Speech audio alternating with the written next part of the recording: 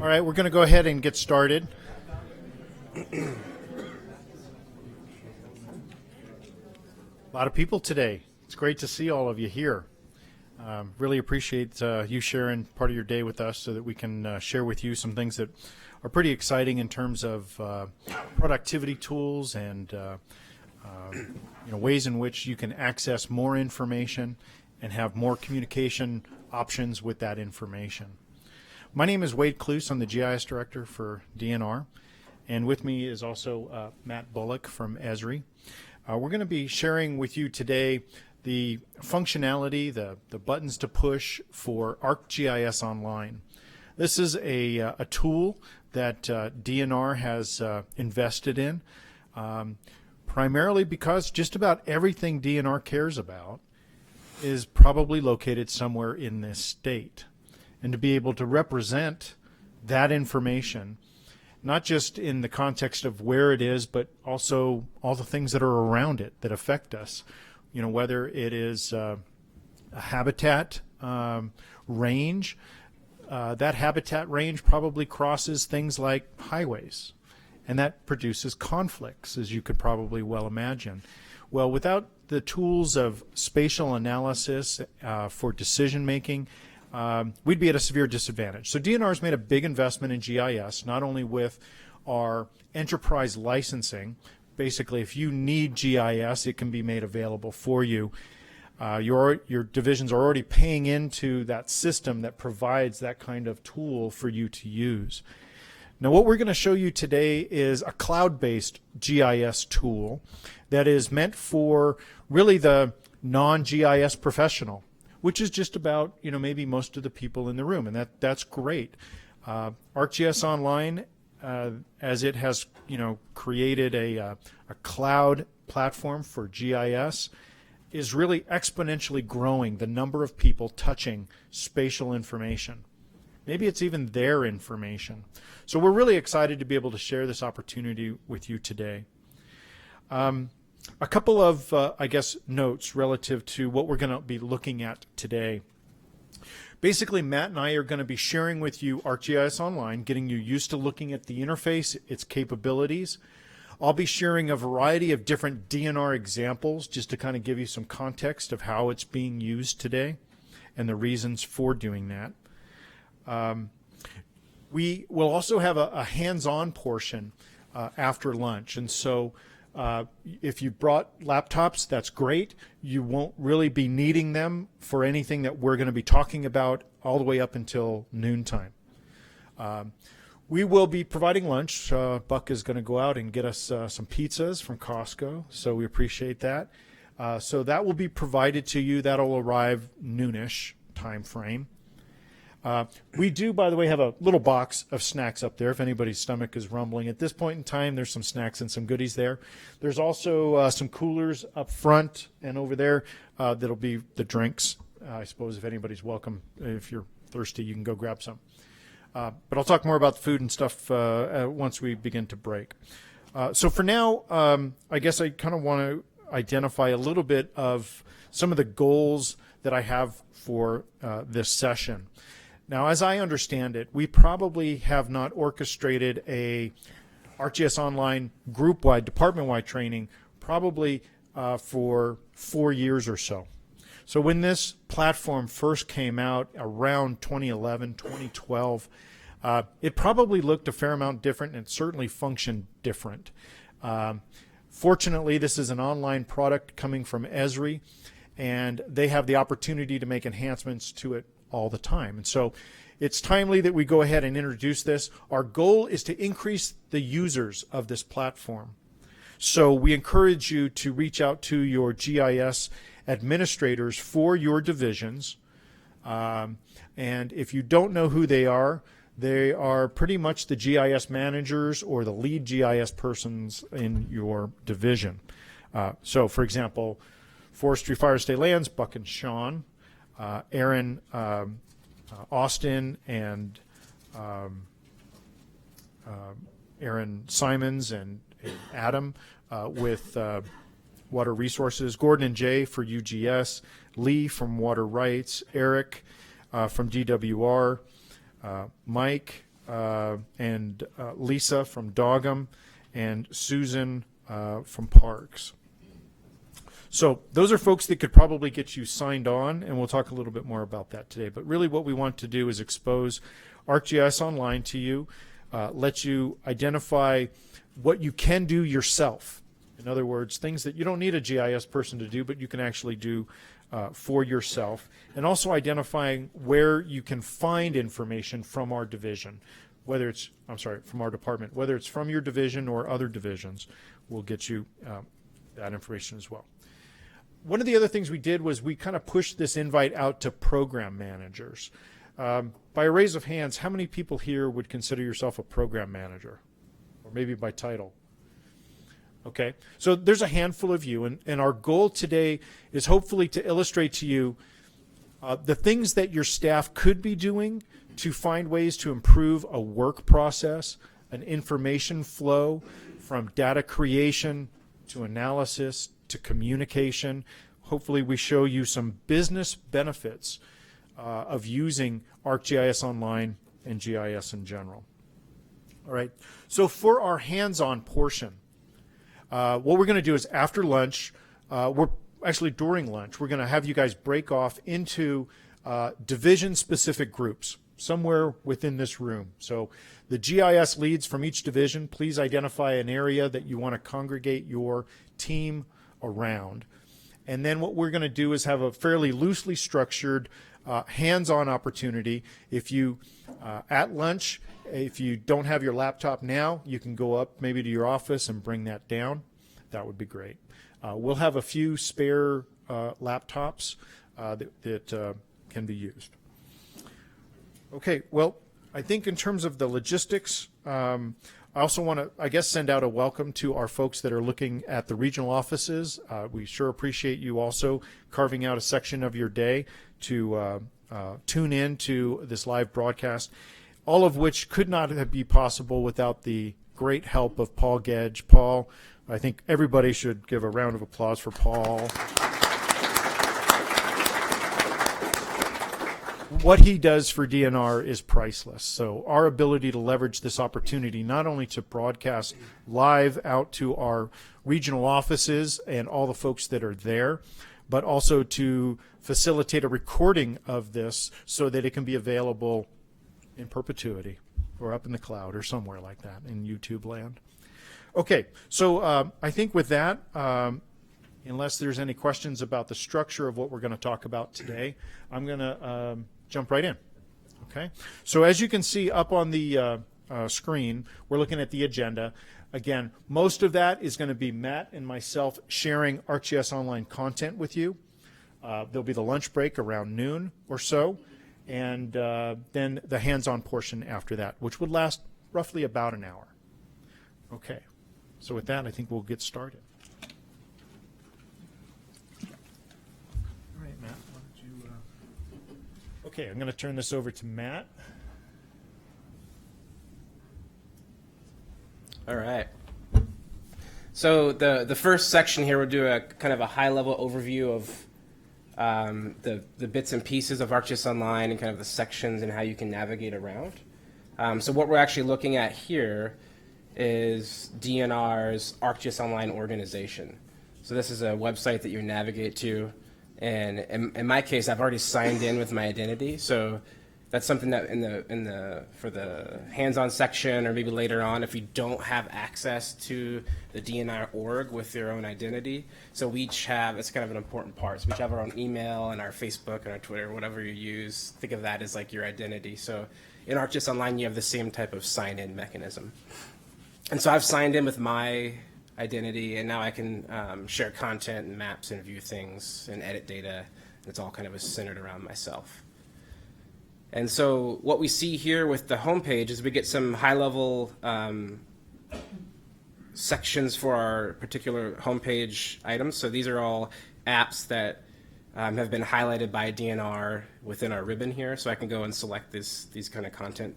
But we'll actually just dive into kind of probably a couple of the sections that you'll be using most. And so the first is the section called My Content. And so within ArcGIS Online, I can share maps and create data, or just look at other people's apps and create apps myself. And so all the content that I'm creating myself is going to be available within this My Content section. And so there's a way to organize things by folders. You notice I'm a new user in this, so I only have one layer now. We'll see as my content builds and I create maps and apps, which I'll show you. All of that will be available here to me. And then when we work as groups within the organization, there's a group section. So we have a team of 5 people and we're collaborating. And so it's really not something we want to share to the entire departments, or even within a whole division. We just have a project, or maybe we have a specific division. So really you have the ability to kind of, based on like we mentioned with the identity. So I think this is way back when this is one that's available to me, this urban forestry. And you notice there's a member section in this bottom right. And so my user and these other users have been added to this. So we have a variety of content of maps and information that are shared to me. But if I go back, I can also see, I can look in the organization group. So this is DNR's groups as a whole. And you notice you guys have, the administrators have structured this in a way that it's by division, or maybe some projects happening here. Some administrative, there's like base maps and things like that. So this is where I could find content quickly organized by groups. And so you can create your own groups and share information this way. So that's kind of how and I'll talk a little bit about sharing as well, but that's kind of just a quick overview of where my content is and where I can find groups.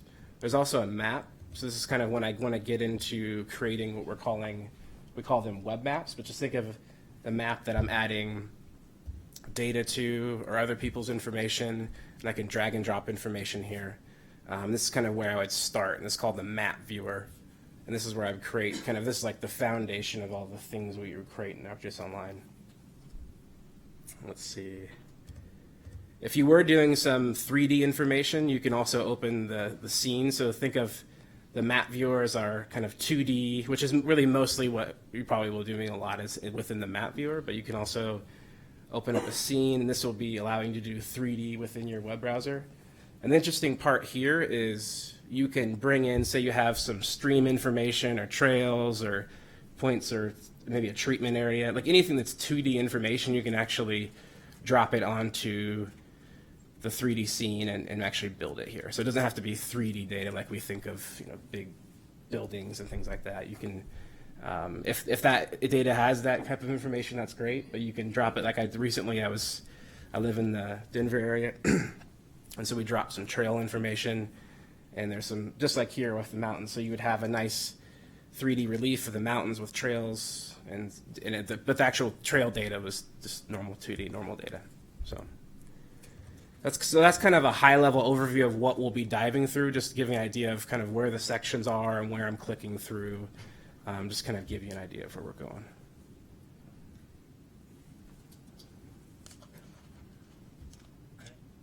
I'm jumping right in, okay. Mm-hmm. And so now what actually we'll do is we'll go ahead and jump in and start building, like I mentioned, we'll start going within the map viewer itself. And so I'm going to build a web map. We'll start kind of basic and how I kind of craft and make that map to share. And then a little bit on, we'll kind of build a little bit more to that. So when I open a new map, like we're seeing here, there's a variety of base maps that come with it. So this is a map that's actually built by AGRC that you guys have access to. So it's a great kind of local source of information. Esri also has a variety of other base maps as well. And I'll once I add some information, we'll kind of go through the base map. So the first thing I want to do is add content. And so there's this add button here. And I have a variety of options. And so if I want to look for information that's available within ArcGIS Online, or I know someone's already shared information to the DNR ArcGIS Online organization, I can go and search there, maybe something in my content. So we'll start there. And so by default, I'm finding something, and it's just going to give me all of the layers that I have access to. And so I know I actually have created, Buck had shared some fire start information. Let's go into my content. So I'm going to add those, and there's just a subset of points of where fires were started, I believe. And then I'm also going to add another layer with counties.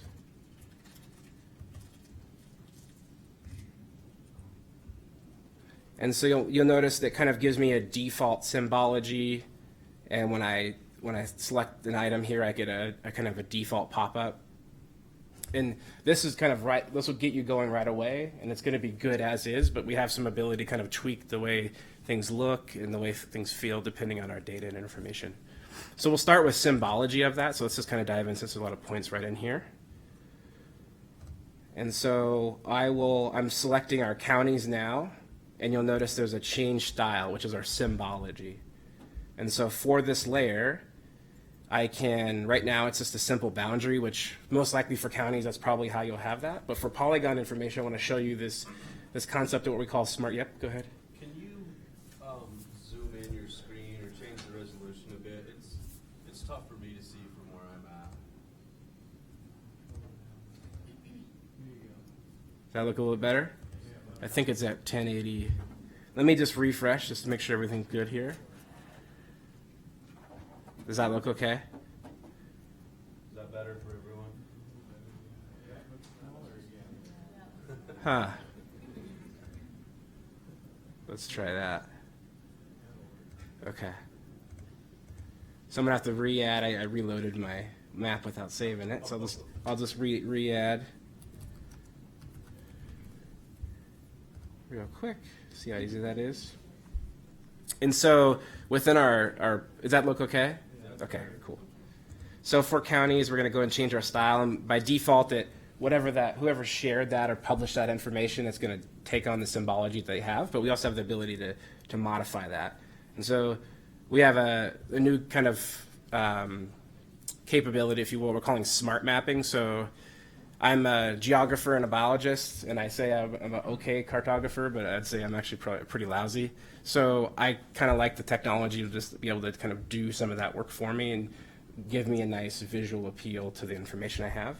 So right now it's just showing by the locations of the counties, but I can go in and symbolize based on a field, so information coming from our data.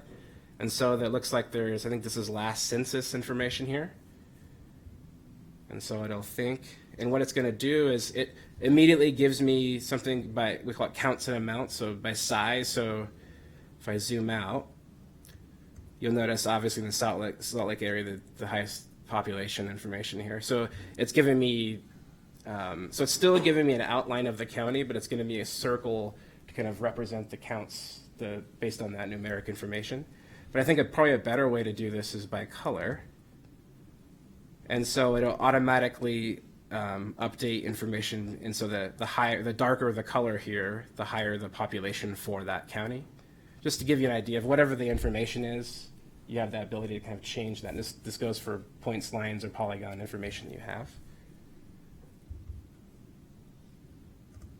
So we'll have that there. And then I also can go in and change my fire starts. And so with point information, I have the ability to, so notice it's by location now, so it's pretty simple. But I can also go in and do some heat mapping. And this is actually, there we go. So you notice, and it's going to change depending on the zoom scale that I'm zoomed in at. Just to give you an idea of just a quick, it's literally just a button click, and I have a heat map to help visualize that information. So we'll go back to the location itself, and I don't think there's some information that would be nicely symbolized by the field, but what I can do is go in and quickly edit these symbols. So I have a variety of kind of information here. There's, you can add your own. So if you have an image, especially with like authoritative data and you want to have specific, as long as it's web accessible, I can do a custom image and point it to a URL. So if you have it up on a web server somewhere, you can just point it to that little image, have your own symbology there. We can do things like National Park Service. They have a nice black and white. I don't know if there's any fire in here, but just the idea of, when I change, let's see. I'll just make it, there's a little fire. We can change the information. I go, wait, that's not very large. Just an idea of what we're doing here. So with those two symbology changes, that's just stored. And that's why I was mentioning kind of the web map and how it's a core. So everything is stored within my web map. So if I go and save this, so this will be shared to my content. And it's going to ask for tags. So tags is kind of how you would search for things later. So it's just shared to myself, saved in my content here. So the symbology and the information I'm changing in the web map is still just stored within this web map. So if I go and add this data later, I'll have to make those updates. So if it was your information, so in the case that this fire starts my data, I can actually do a drop down here. I think this is a little right click, this little button. And I can save the layer, and it actually will push the symbology edits or anything else back to my data. This would really be if this is your data, or your project data, you'd be doing that. If you were bringing in some more of the, like I wouldn't do that for the counties layer in particular. So what does that mean? Does that mean when I add fire starts to a blank web map, it's gonna add it looking like that? That's correct, yep. Mm-hmm. And so that'd be, so in this case, the fire starts as my data, but I want anyone else in the org to have access, or maybe my group, but I want to also provide them, they don't have to go and make those edits later. So that's just kind of that's kind of a nice feature there. What I can also do, so when we clicked on things, we get a nice basic web map. You'll notice by this population, it's actually giving me a nice, but I can change the kind of look and feel of that. I can, you'll notice here maybe some fields we don't need when someone's clicking on that, the fire starts data. So we can go in and actually, we're calling that a pop-up. So you notice in this right click I have some more of the kind of standard functionality of I can just zoom to the particular layer. I can remove it, I can copy a layer, maybe I have a couple layers in there, just the same data set, but I want to symbolize it in different ways within the same web map. So you can do that as well. I often do that within my web maps. But I can also go and configure my pop-up. And so by default, it just gives me a list of whatever the information or the attributes are for that data. But I can also go and make it a custom display. And this will allow you to kind of pick and choose some of the attributes you want. And essentially, you would go through and add specific data, but then you can also say, let's go. So I've picked the discovery date and time.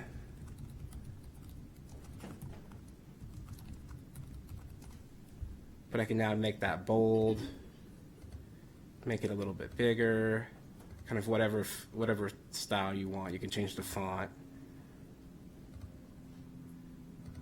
Let's see here.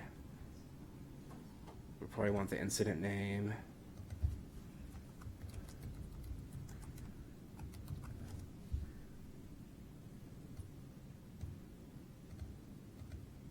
Just to give you an idea of, now we can push that out. So when I say okay to that, it's just going to give me, it's kind of, it's large and not looking so great, but you have the full kind of ability to go in there and just straight kind of modify however you want that information to do. There are some other options if maybe you have like a long description, maybe it's like hunting unit or a fire unit boundary. We just have a long description of text already in the data. You can just have it show that information. Really, there's a kind of however you can add charts and yeah. Mm-hmm. How do you get the raw data in? What formats are available for importing? Good question. So I jumped ahead there just to show you, but so in this information that we're looking at here, and I'll show that in the next section, I published this from we have a plugin called Maps or Office. So Buck shared with me a spreadsheet. So I just had a normal Excel spreadsheet, CSV, whatever you have, and then I was able to take that table information with latitude, longitude, and put it and make it as we call it as a service. So just the date, think of it as data in ArcGIS Online, and then I can share that. That's what we're looking at here. I could also, I don't have it here. I wasn't thinking about it until this morning, but a GPX file. So maybe you have your GPS. You can literally drag and drop that directly into your web map. You can maybe have some other GIS data, like a shapefile there. You can add that information. You could take the spreadsheet and add that. Really the content that you want to, so in the map, it's really a variety of location type of information. If it has some type of location, you can add it to this map here. People also use ArcGIS Online as kind of a file hosting. If you didn't have a web server you can access to. So like I mentioned with the image, if you want to have a custom symbology here, you could actually just put that as an item in your content and store that there. You can maybe store a PDF or you have some type of a document that you want to attach and show within. You could also, you wouldn't have that necessarily in the map, but you could have that content there. Can you attach photographs to Mm-hmm. individual? Absolutely. So in this, so we'll zoom into one of the locations here. And I can actually go and start editing this. And I don't believe in this case I've added the attachments, but it would just show up right here. I would just go into the settings of that feature, say enable attachments, and then I can add any type of, most likely it's images and things like that, but you can have PDFs and other files. Yeah. Yeah. If you add a shapefile, can you update that shapefile over time with like new data? And so how I would recommend, and that's something Wade and I are talking about with, because you definitely can drag and drop information into the map here, like right. So if I take my file explorer and I drag it right in the map, but what that does is it stores it in the web map, so you can't really, you're not really updating the data or if new data becomes available. So I would only kind of, in that scenario for like the GPX data and you want to quickly visualize it and show it to someone, that will work. But if you had to say you had a shape file or some type of static data set, you can publish it to ArcGIS Online. And so without even going to maybe desktop software, that GIS desktop software, you can have it as a zip file with a shape file and then make it available as a service. And what I can do is I'll actually just show you really quickly. I don't have a zip shape file, but I'll just show you how to add some content. So in my items, you'll notice that I now have a web map that I've shared here, but I can add items. And so in this case, we can say from my computer. You guys, can you see that okay still? Okay. And so in this case, I can just pick any type of item that I want, and then it would add it. So if I had a shape file, it would bring in the zip, and then it would say, do you want to make this available as a service? Which in this case, if you want to add it or update it later, you would say yes. And then you would add information, and then it just creates a service for you right there. If you wanted to update it later, would you have to update it in GIS Online? You could also update it in the ArcGIS desktop software. Like you could update your original file? Can you repeat the question for? Yeah, so the question was, can I add, let me summarize this appropriately here. Can I, if I have maybe a shape file or other type of static information, how do I make that available and then be able to edit it later? So when we go through the process of adding this and making it as a service, you can pull that. I don't have that available. I can definitely demo that and kind of the hands-on just because it's a little bit more detailed, but you essentially would have that layer available in ArcGIS Online that you could share with people. And you certainly could edit it in ArcGIS Online as well if you're doing some smaller editing, just because it depends on what you're doing. But all of that, everything that we're looking at in ArcGIS Online, when I open up ArcGIS Desktop, whether that's ArcGIS Pro or ArcMap, and I sign in with my identity, that's kind of another part of the identity. All my content is available to me in the software, and that's really where you could do your kind of more complex editing. Does that make sense? Edit the original shapefile though. No, I'd be editing the service. Yeah. It'd be stored somewhere. And then if you ever wanted to say, and I had the service in the cloud, what do I do with this, right? That's probably the wonder, that's what I'm thinking. So then I would usually leave it as a service, that way it just stays, it's constantly updated, but you can download that information back into a file geodatabase or spreadsheet or shapefile. One other thing I would add is that, as you begin to think about, all right, I have access to certain information, maybe it's your own information, or maybe you're getting it from another entity as a shape file, a very standard GIS form. I think what you want to begin to do is ask yourself, what's the intended purpose of this information? Is it going to be just helping me on this project, such that adding it into your content is a perfectly fine way to do it? Or is it going to be dynamic data that is updated frequently and possibly leveraged by other people as well? And so in those cases, that's kind of where you want to knock on the door of your GIS person and say, I have this need. The need is to be able to see this information in a map form and share it, but also let it continue to be dynamic. That there are certain solutions that a GIS person can say, it sounds like it would be best if we set that up as, maybe a different type of service that is highly editable in not only a desktop environment, but also through ArcGIS Online.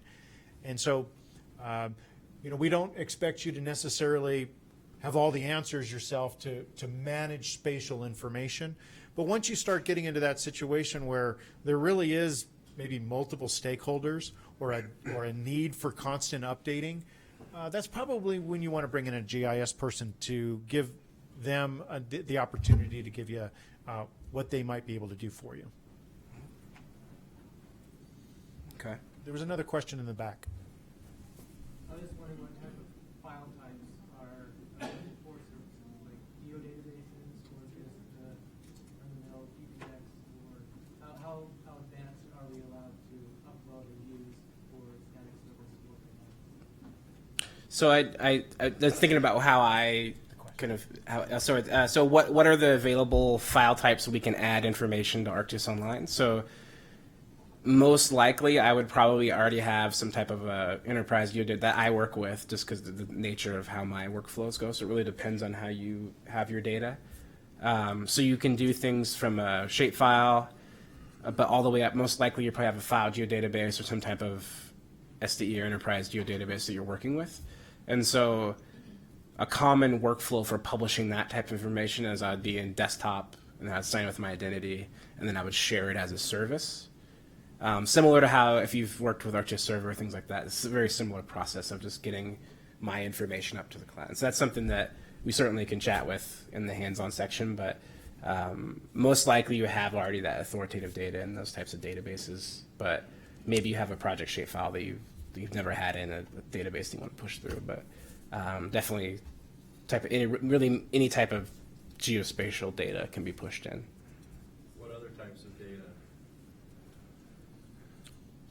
What do you mean that specifically? are not maybe non-geospatial or non-shapefile Yep. geodatabase related, but there are also So you certainly could bring in some KMLs and work with them in that way. I think that's a very common one as well, KMZ's KMLs.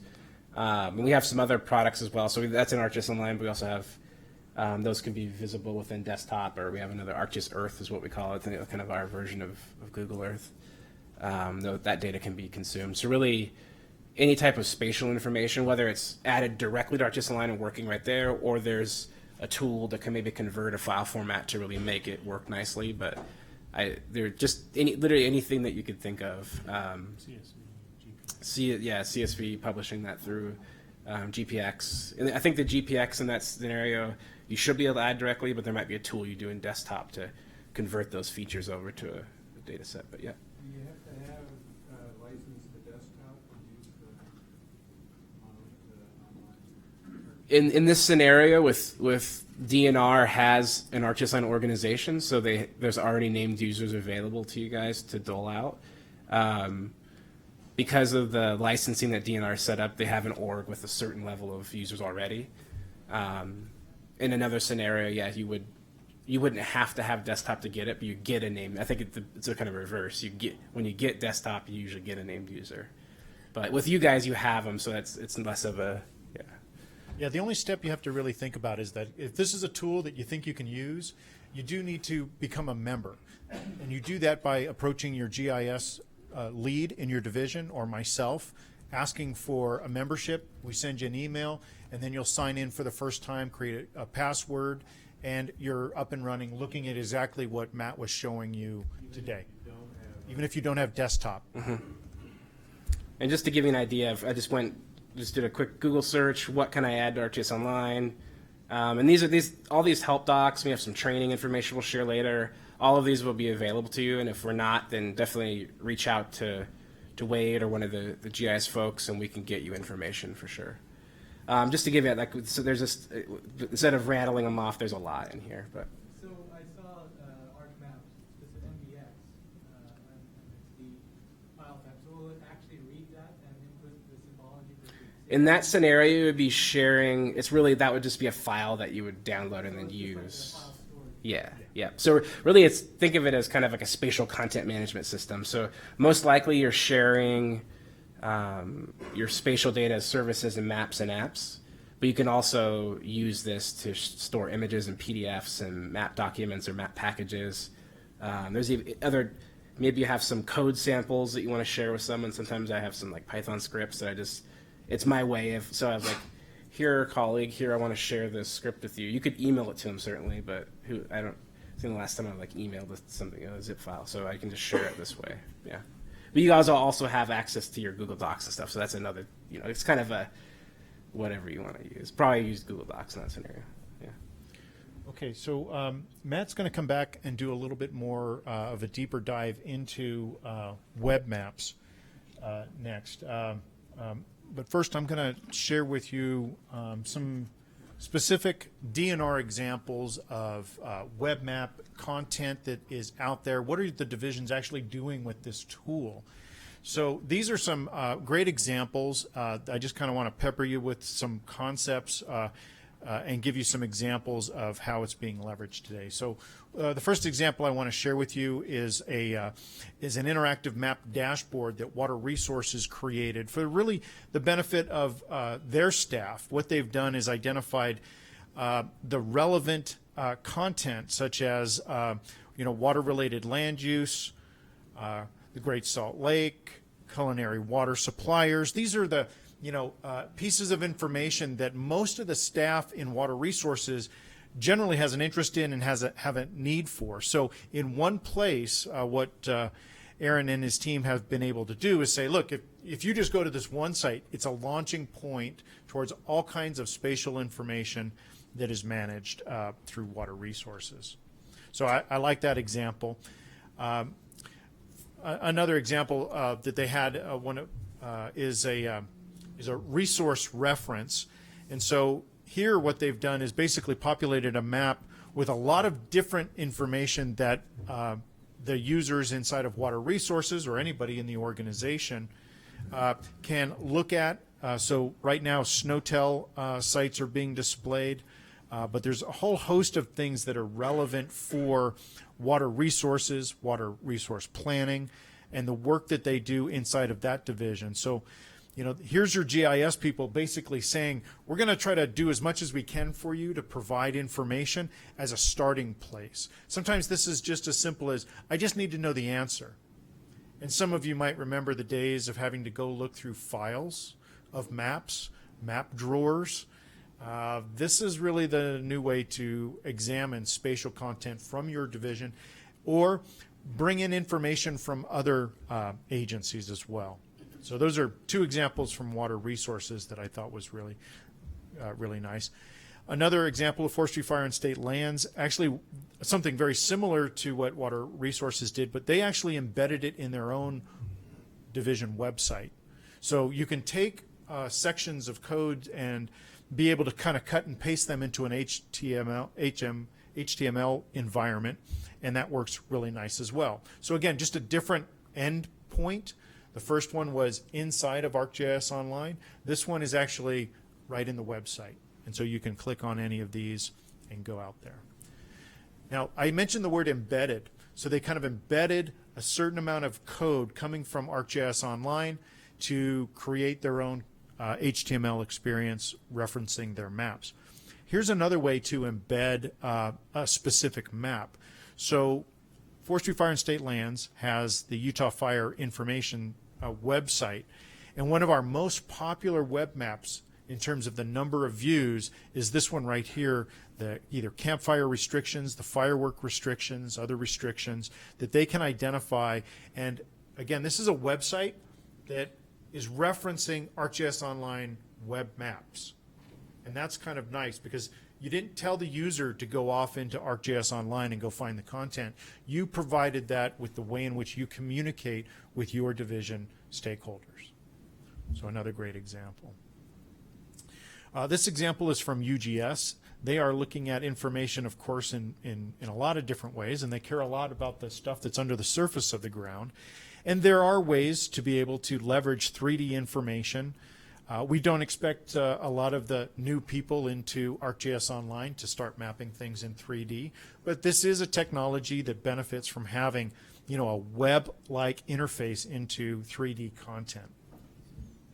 So this is also interactive, so you can click on features, for example, a particular well bore information and pull up the database from that. Water rights are mapping canals. They're also identifying dams and inspection ratings, high risk or low risk dams. Again, these are all information that your teams are already building and putting out there as content. Parks and Rec are identifying their park facilities as well as trails. So they have some detailed maps about each of their park facilities. It's possible to actually map social media. And this is something that kind of from the PIO standpoint that are spending a lot of time in social media today, that you can bring in and create a specific application just to highlight social media feeds. So you can click on things like Flickr, Instagram, Twitter, YouTube. And of course, when you, basically what you're doing is you're capturing somebody's location-aware tweet or Flickr photo or video. So if they push this stuff out and their device is location aware, you wind up with some information. Now, being just exposed to Flickr or any social media, chances are most of it's garbage, not really relevant, which is pretty true and sometimes quite revealing. But one of the nice things that you can do is you can actually filter social media out there. So if we were interested in moose, for example, inside of Flickr, these will be those images that are relevant to with a moose, hopefully, right? Right? Cool, we found a moose. Same thing with YouTube. So if you're after, doing some research and you're trying to find out what is current, and there was also, I don't know if you saw, there was ways that you can filter on time as well. So if you really wanted to, zoom into an area and identify if, there's moose-related problems or issues that you need to begin to address, you can use this to filter social media content. I've got a little slider here that also identifies just another way to look at layers of information. So this is a city boundary. So if we wanted to just find out what's going on here in Alpine, no, this isn't Alpine, this is Alta, then you can bring in other information. This is you could just as easily click this on and click this off. I just kind of wanted to show you a cool feature of the swipe tool to be able to look at new information. All right, the last example I want to show you is we recently, as a state, acquired high-resolution 6-inch pixel size imagery from Google.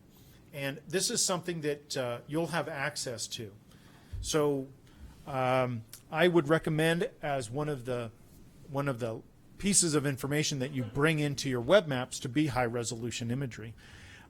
It can be used for all kinds of things, counting cars or figuring out, maybe what the current water level looks like for the Great Salt Lake. Which, by the way, if you're using a base map that doesn't look like this for the Great Salt Lake, it's out of date. So this, some of the imagery from Google comes in at different times. So throughout the state, there are different sections that have different update dates based on when Google flew this. But their most recent one was July of 2016. That's what we're looking at here. So I would recommend that you touch base with your GIS people. They have received from AGRC a very specific kind of a, not necessarily a password, but a specific URL that you can use to add this 6-inch imagery as well as other pieces of information like this overlay base map. So if I was to zoom into an area and get down into the weeds here and look at the homes, one of the other things you can do is turn on an overlay, and what this will do is bring up new information such as street names and addresses. So this is very handy if you're working in and around the perimeter of urban areas to bring in this kind of content. We'll be working more with AGRC related base maps. We kind of need to move away from some of their existing base maps because they're based on a different projection from what they're currently using, which means that if you've created web maps with a UTM type of a base map from AGRC, it's going to eventually be timed out. They're basically going to close down those base maps, and your base map may not work. So there'll be a time in which you can switch base maps and save your web maps. How close can you zoom in on? Well, let's see. How do you change how close? There is a certain number of allowable zoom layers. Technically, we're at a zoom level 20, which doesn't really mean anything, but this is essentially how close you can go. So I just passed that threshold, and so this is as close as you can get. This is great. You know, we're doing this. We've incorporated this imagery into WRI's web application.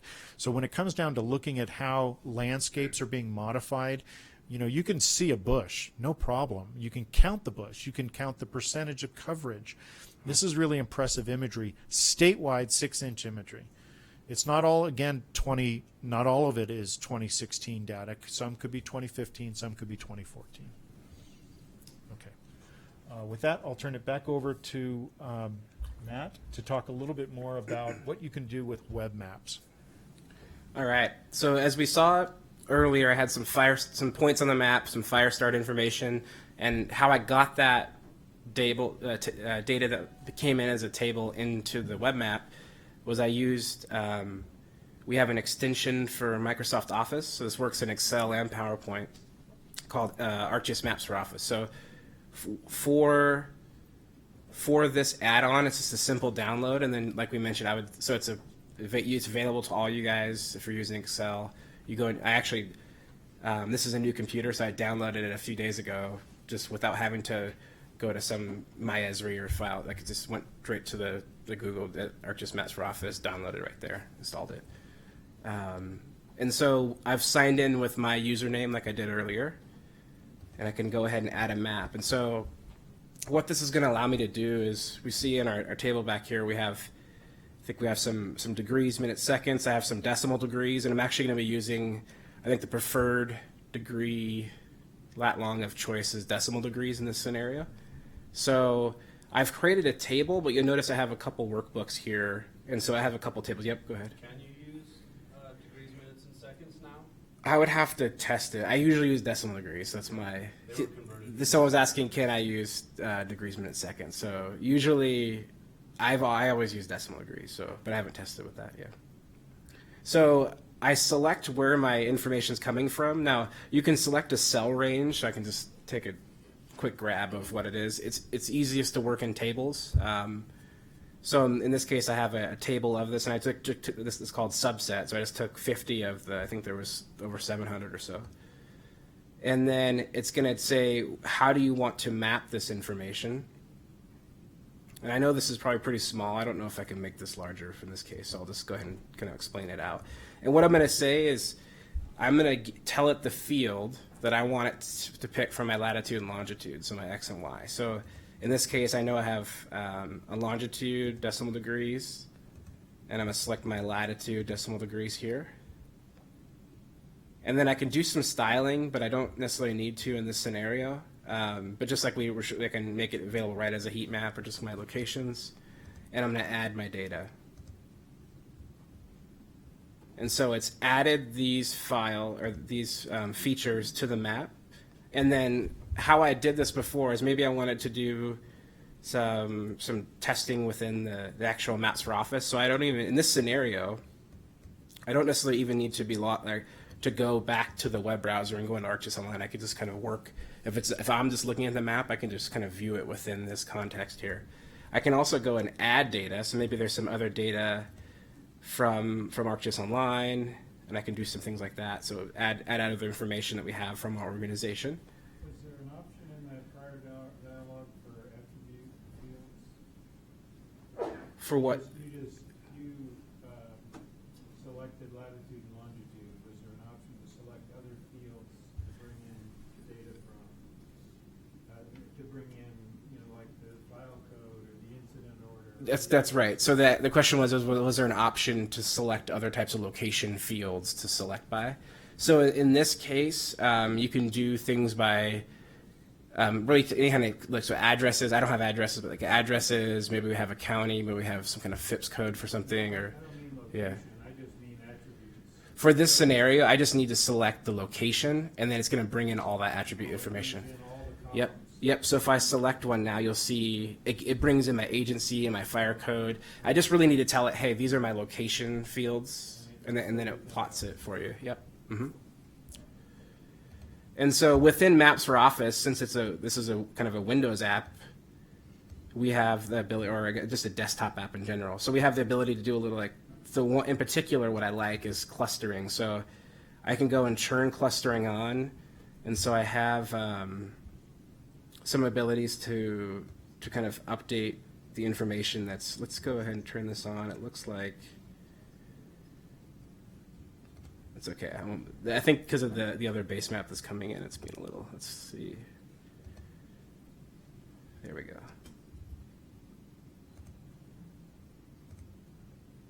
I'm just going to update the base map, see if that doesn't blow everything up.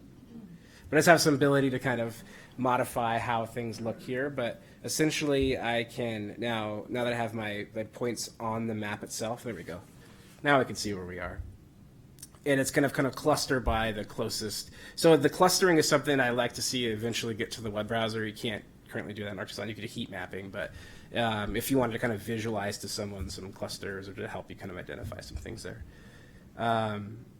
But what I did to get these points, like we looked at earlier in my web map, was I select the option for to share layer.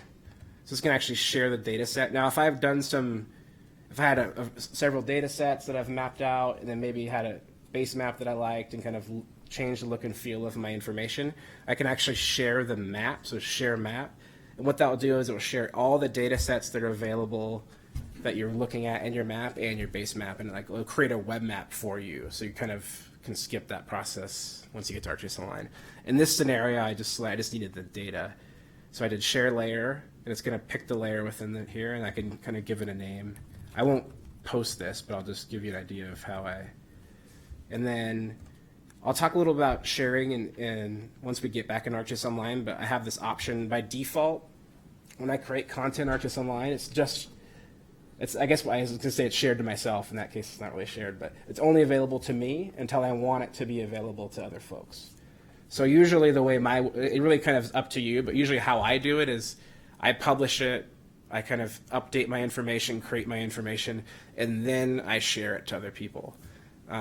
You can certainly, right from the get-go, share it to the org or a specific group within your project. Maybe you just want to get it up there and then people can start editing it. But you have that kind of level of to yourself, and then to a group, and then to your organization, and to the public. And really, I think that public piece would be really making sure that once it gets through, I'm not sure the exact publication channels you guys have, but every organization is different. So just something to think about there. So that would be kind of the share content. We don't need to, so I'll kind of jump back into ArcGIS Online. So in this scenario, I've published my information, and now it's available to me, and this is that same data set. I've just already published it just for the purposes of this demo. And so what we'll actually do is we're going to open up that web map that I've already created.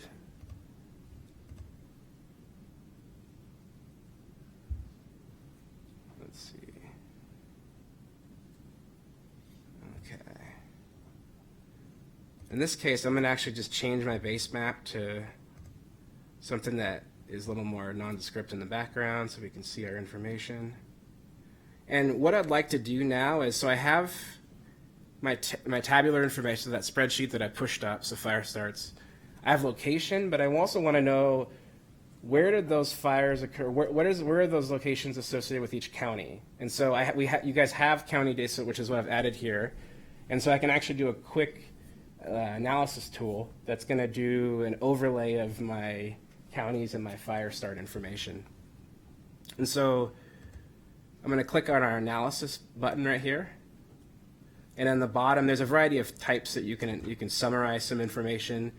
So maybe I wanted to know the number of fire starts by county, and then it'll show me, if I summarize those together, it would just give me a count of every one of those within each county, and then you can kind of visualize, like we looked earlier, where it showed kind of the larger and smaller dots. Just kind of give you an idea there. But I can also go to enrich my information. And so really this would be, I wanted to take an area around each point, or each, maybe it's a polygon, whatever the data set is. And I can either do things like drive times. In this scenario, wouldn't really make a ton of sense, but I could do a drive, like say it's a 15-minute drive time within there, show me information for that. I can do a buffer of any distance that I want. So maybe a 1 mile buffer around there, show me the habitat types that are occurring around that fire. So I can go in and we call it enriching our data. And so now that'll actually go and append new data from Esri data sets and append it to our data here. Yep. Maybe you want to touch on how some analysis tools would be in credits. I think Matt will point that out. Yep. It starts in- So the question was asking about credits usage and what that is, and really it's just think of it as like kind of the currency of ArcGIS Online. You guys have a lot of credits available to you, so there are some things the administrators can do if people are worried about maybe geocoding, like that operation I showed there. That probably used a handful of a couple credits at the most, because it was like a small data set. But it's something to keep in mind when you're doing things like analysis or geocoding. There's an option with, I know AGRC has a locator service that you guys could add in, and really you're not burning up credits that way either. But I think it's kind of a value to credit usage ratio. So instead of thinking how much am I spending here, is this worth 50 cents or whatever the credit value is. So I don't want to get too hung up on credits, but Just when Yeah. you get ready Yep. to do it. Just so we can go in this analysis tool, and we can look at, in particular, I'm going to look at the overlay layer. So I want to, again, add my county information to our fire starts. And so by default, it says, okay, this is the layer that we want to actually overlay and input information into. And then I can choose where the information is coming from. So in case our counties. But also I didn't touch a little bit on Living Atlas, but I could go in and select this ability to, we have other boundaries and information. Maybe you wanted to add some place information. But you could go in, maybe you didn't have access to a certain type of boundary that you wanted to summarize and use information. We have a variety of, a lot of great content via, we call it the Living Atlas, but you can add it directly through here. So I'm going to take that information from the counties, put it in the fire, and I'm going to say intersect. And I'm just going to give a new, I think I have another one. And this is actually going to create a new layer. And there's this option here to show credits. So for the 50, so it's actually 69 records. I must have published some more. It's going to use 0.069 credits. And think of a credit, I think it's about 10 cents a credit. Again, you guys have a giant bucket of them as well, but it's something to think about. You want to be careful with it, but we're using 0.0, so just a fraction of. So that operation is really valuable to me. So it's one of these, like kind of like your data limit on your phone. You want to. I'm always cognizant of what I'm doing on my phone, but I need my phone to operate in life. So one of the things that we did was identify a reasonable amount of credits that we could assign to each one of our members. And so everybody is got a credit budget of 200. Even really heavy users of ArcGIS Online have a hard time reaching 20 inside of 1 year. So this is more than enough. Basically, it's a safeguard that if you chose to geocode 100,000 records, that could use up a lot of our organization's credits if you didn't have an artificial cap that we create for you. So if you do have a good reason to, let's say, geocode 1,000 addresses, that's when you want to touch base with your GIS folks. They can do it on desktop over server, and it doesn't cost any credits. So there are some ways that we can be more efficient in that use, but also to recognize we want you to use the credits, but we just want to make sure that we protect the organization's credit total. We have the benefit of around 70,000 credits per year for our organization. So we have a little room to grow in terms of inviting all these new members into the organization, all the storage that you may choose every time you put a web map or a shapefile out as a hosted feature service. That costs a little bit of credits, but we're not too worried about it. So it's just new or modified data that uses credits, not reformat, not, where you just change the appearance or none of that. Yeah, that's all. That's just what comes with it. So that someone was asking if I'm not publishing new data, if I'm just changing symbology or even editing, adding new attributes, adding new data features, that's just kind of part of that.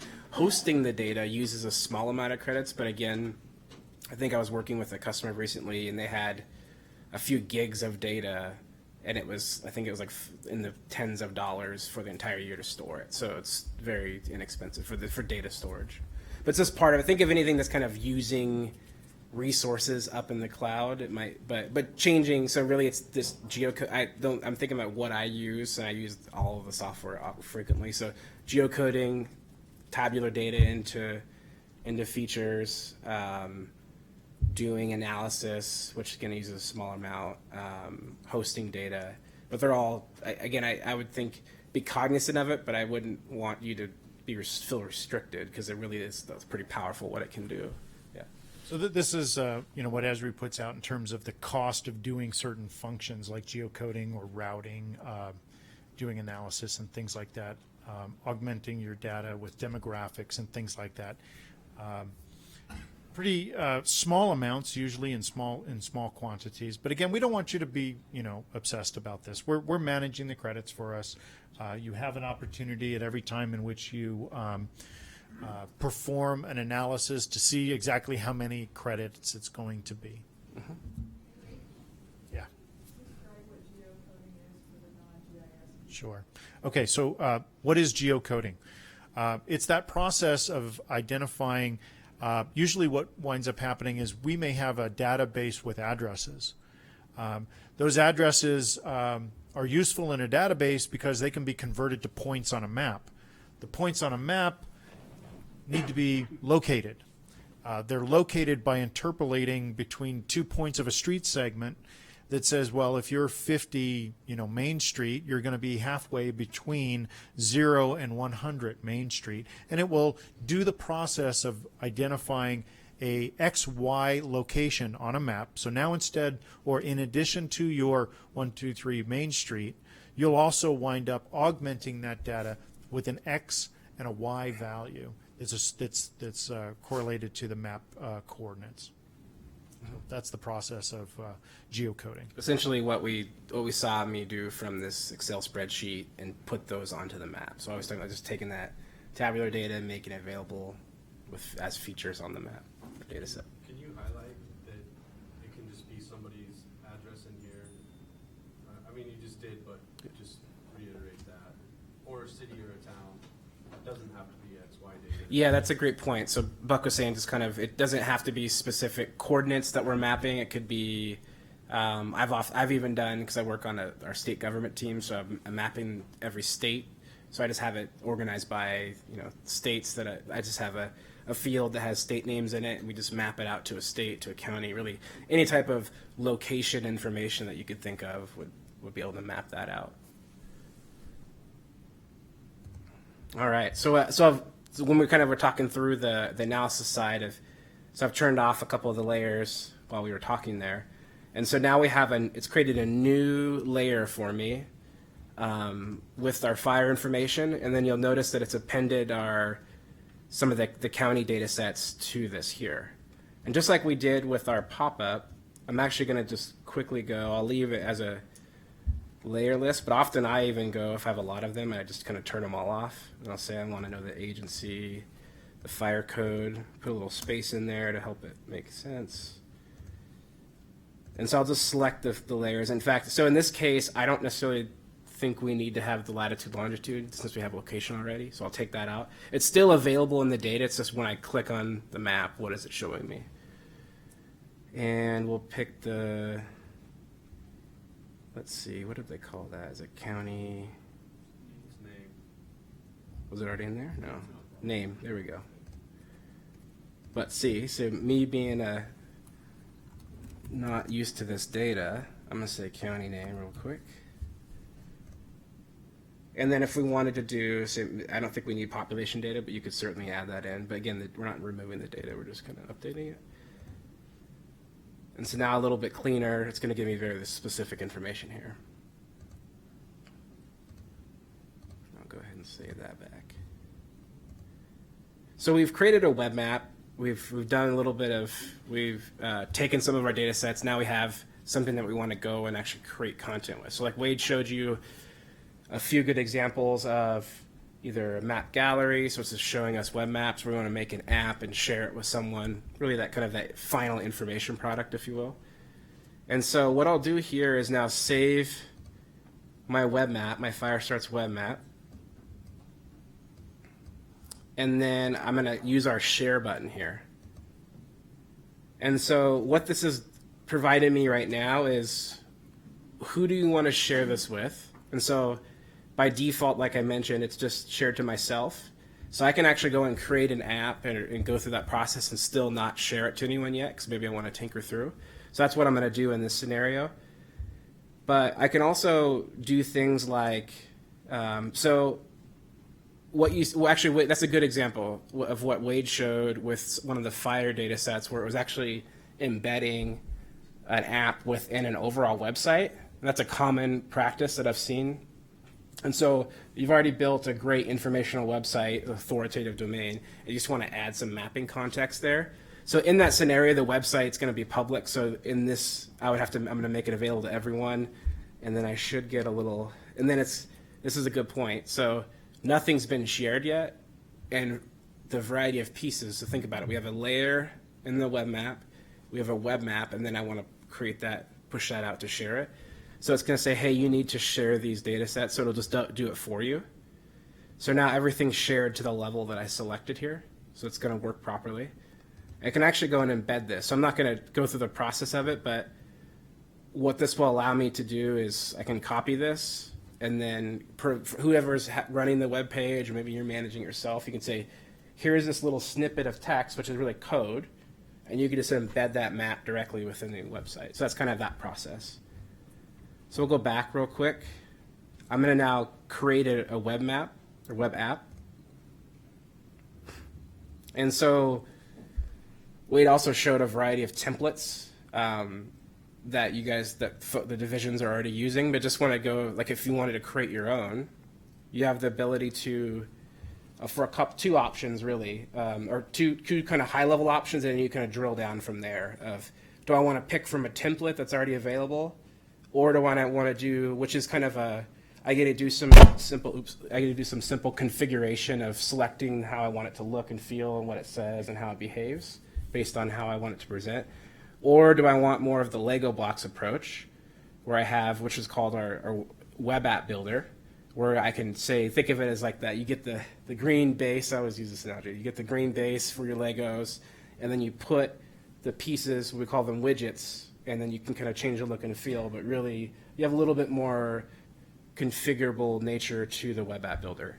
But we have some really great templates, like you were showing with the social media template. You wouldn't have to go and configure that. It's just we already have that. I'll talk about story maps a little bit later. But if I wanted to go in and say, tell a story where I'm kind of combining spatial information, my map, but I also, map's really just telling a part of the story, and really we need rich media, so like videos and images and things like that, some 3D information. You can do that within story maps.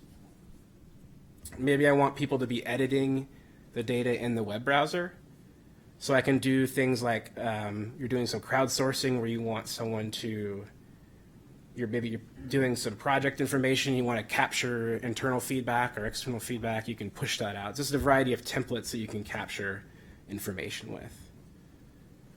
And so what I'll do here is I'm just going to use the basic viewer just to give you an idea of how you could build through one of these. So we can get a quick preview. In this case, I'm going to go ahead and create the web app itself. Just so I'm going to name it this way just so I remember what this app is. And so it's going to spit me out into a configurable template here. So I start with, I've already selected it because I built off the map, but I have the ability to kind of select a new map if I was creating from scratch. I can give some general information about the title.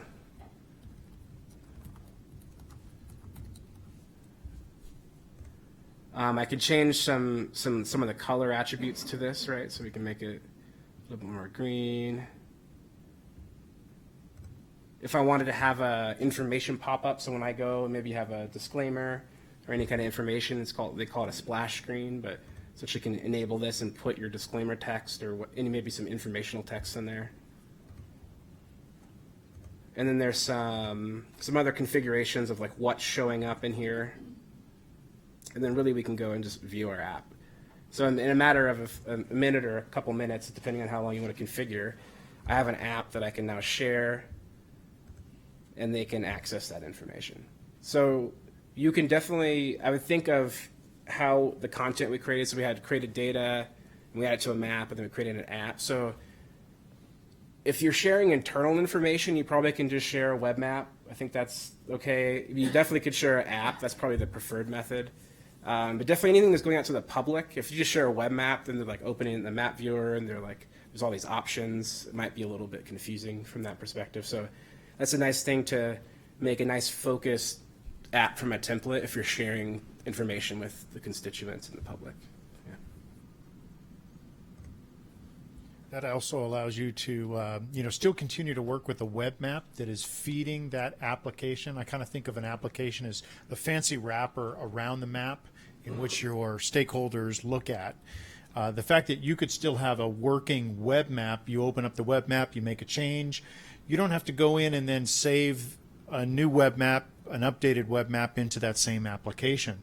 So as you continue to work off of a web map as your preferred interface with the data, those applications, if it's a story map or another type of the pre-canned applications that come from Esri, that information is already going to be updated. So I hope you can appreciate how easy it was to be able to go from making a map and your content to publishing a web destination for your stakeholders. You didn't include any DTS people in order to do that. You did it by yourself, and you didn't need consulting or an expensive RFP process in order to push something out there to the public. Maybe a note too, like it's like JavaScript API app, so the app is visible. That's a good point, Gordon. Yeah. Yeah. Yeah. So we'd use the term responsive. So really, what that means is it's and so the question was or actually it was a more statement. It's using our API that allows you to view it on any device. So think about how you pull up a website sometimes on your phone and you're like, oh God, I can't see what's happening on the phone. You have that ability with these apps to look at it on a tablet, on a phone, any type of screen size that you would like. That's a really good point. Yeah. So what's the best browser to use as you're creating the web app itself? Any modern browser. I say modern just because some people might be using an old IE, which would work, but it might be some issues. So Chrome, Firefox. I use Edge here too. IE will work if it's a new one. Safari if you're a Mac user. Whatever your flavor is. Yeah. Okay. So I think I think we can catch some questions at the end. I think we need to move forward. So. Okay. Yeah. Cool. Could you guys?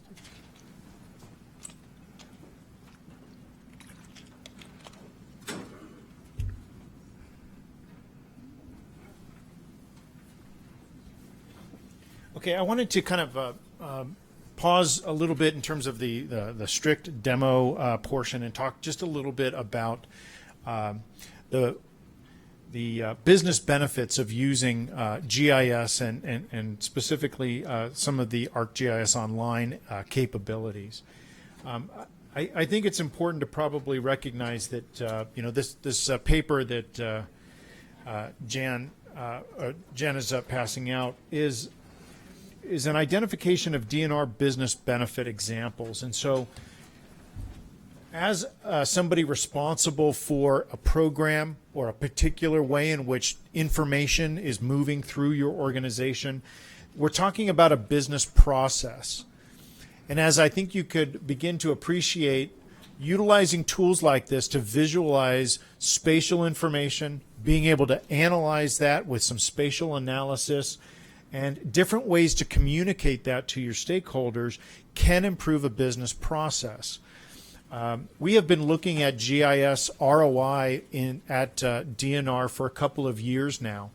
And when we take the time to look at the difference that we're making, it actually can add up to some very significant numbers in terms of hours saved in a process or cost reduction opportunities. We've looked at this over the last 2 years. We've analyzed about 30 GIS projects. Some of them are ArcGIS Online. And we've identified close to $450,000 that DNR is avoiding because we've improved a business process, and that's a cost that we receive every year, because we would have been doing it either a different way, a less efficient way, and we get the benefit of that return on investment every single year. So a couple of things. This handout, and this will be made available to you. I'll probably send an email out to all of DNR that will provide a Google Drive folder that will have this information in it.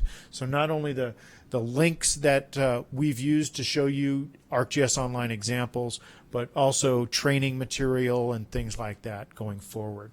So I just want to mention a couple of these in terms of things to think about as you may be responsible for a particular information flow through your organization, or maybe you're responsible for the entire program. We are using GIS and ArcGIS Online to do things like produce revenue growth. So there are examples out there of utilizing GIS information. For example, just empowering your stakeholders, such as the way in which DWR provides information about their hunt boundaries, where animal releases are happening, where they're stocking fish. These are all spatial things that convey a better image of not only their information, but providing information for people to make decisions to.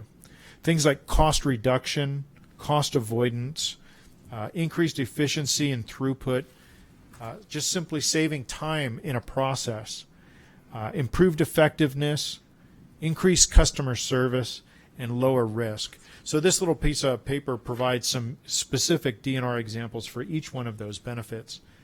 And I'll show you just a couple of examples that I think are noteworthy. When you can begin to affect a process with this kind of technology, then you're really adding additional efficiency and effectiveness into your programs.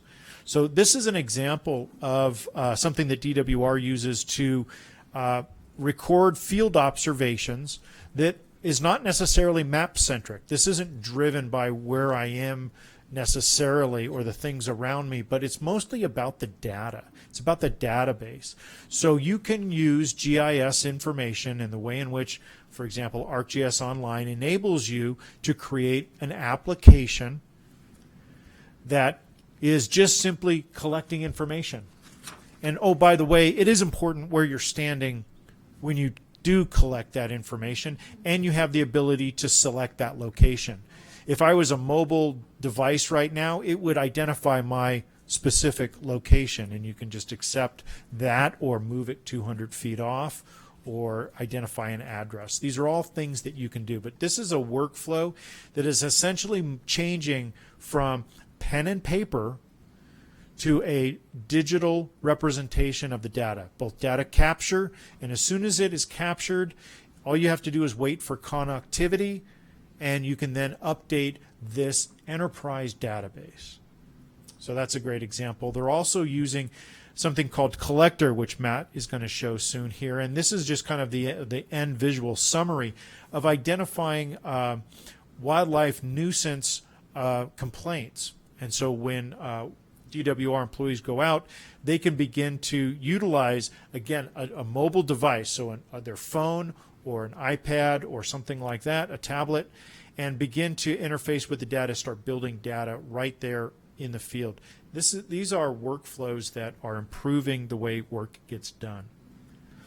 One other example I want to bring up, and this is actually the GIS ROI and benefit report. When I mentioned those 30 projects that DNR has been looking at, when we take the time to identify what was the cost of doing business before and after a GIS enhancement, these can add up to some fairly significant numbers. So in this case, this was something that we looked at in 2015, DWR's wild turkey distribution map. Just imagine you've got 5 regions throughout the state, all of which have to deal with the habitat range and distribution of this particular species. What they had been doing was bringing everybody up to Salt Lake to be able to collaborate together on the information that is specific to those regional offices. It takes a day of travel, maybe a hotel. There are a lot of costs involved to be able to affect that conversation. With ArcGIS Online, with a little bit of work to create an interactive map in which each region can be putting in their information on the same map, you're able to avoid that kind of travel expense. So when you're talking per diem and hotel cost, vehicle cost, the downtime of somebody traveling hours to get to Salt Lake, you can see this was not a very efficient process, but it was the best thing that they had.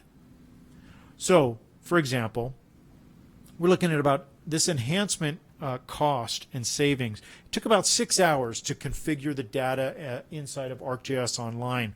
So for a cost of about $120, we were able to go from about a 300-hour process each year in order to identify the distribution, the hunt boundaries, and the whole collaboration based on the regional information, down to about a 60-hour process. So that, in essence, wound up being an annual savings of about $10,000 per year, every year, if they adopt this particular way in which they could collaborate. So I wanted to share that as an example. There are some other ways to do, business benefit, especially as we begin to look at the way in which you communicate your information. And again, we're going to have Matt talk a little bit about story maps. This is about identifying where you are making a difference. That's a spatial, reality. But there's also other things that you could add in, pictures and graphics, and we'll show you some specific DNR examples. But I wanted to take a little time out of this specific demo to talk about the work process and the business benefits that are potential. I think they're very significant if you take the time to begin to measure them. This form will also be something that I share with you guys so that, again, if you take the time to identify this, I think this makes you look good. I think it makes your program look good, and especially as your division directors become more aware of the difference that you're making, the opportunities that you see to improve business, that goes a long way. So with that, I will turn it back over to Matt. All right.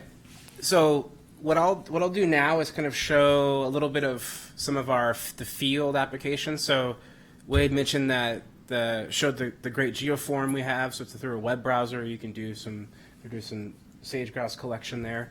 And he also showed the results from Collector. But what I'm going to do is I'll show you Collector and Survey 123.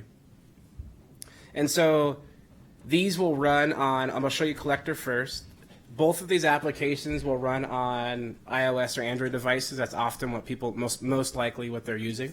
So it's any kind of iPad or Android tablet or your smartphone.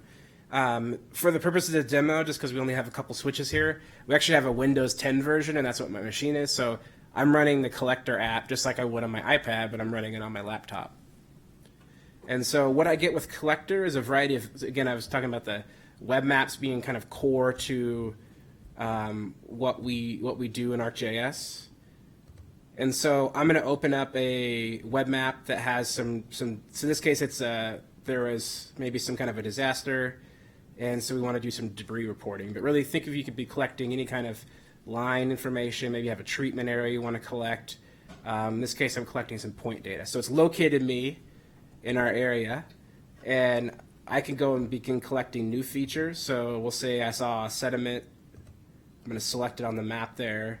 I can enter info, and then I can actually go and submit that info. And so in this case, I think it's wanting me. Okay, there we go. It told me I was poor accuracy because I'm inside on a laptop. So just like that, I was already collecting a feature. Now, I can also go and maybe someone has already collected features that I need to go and just update the attribute information. And really, maybe I'm doing an inspection on something. So I can go and edit this same data set.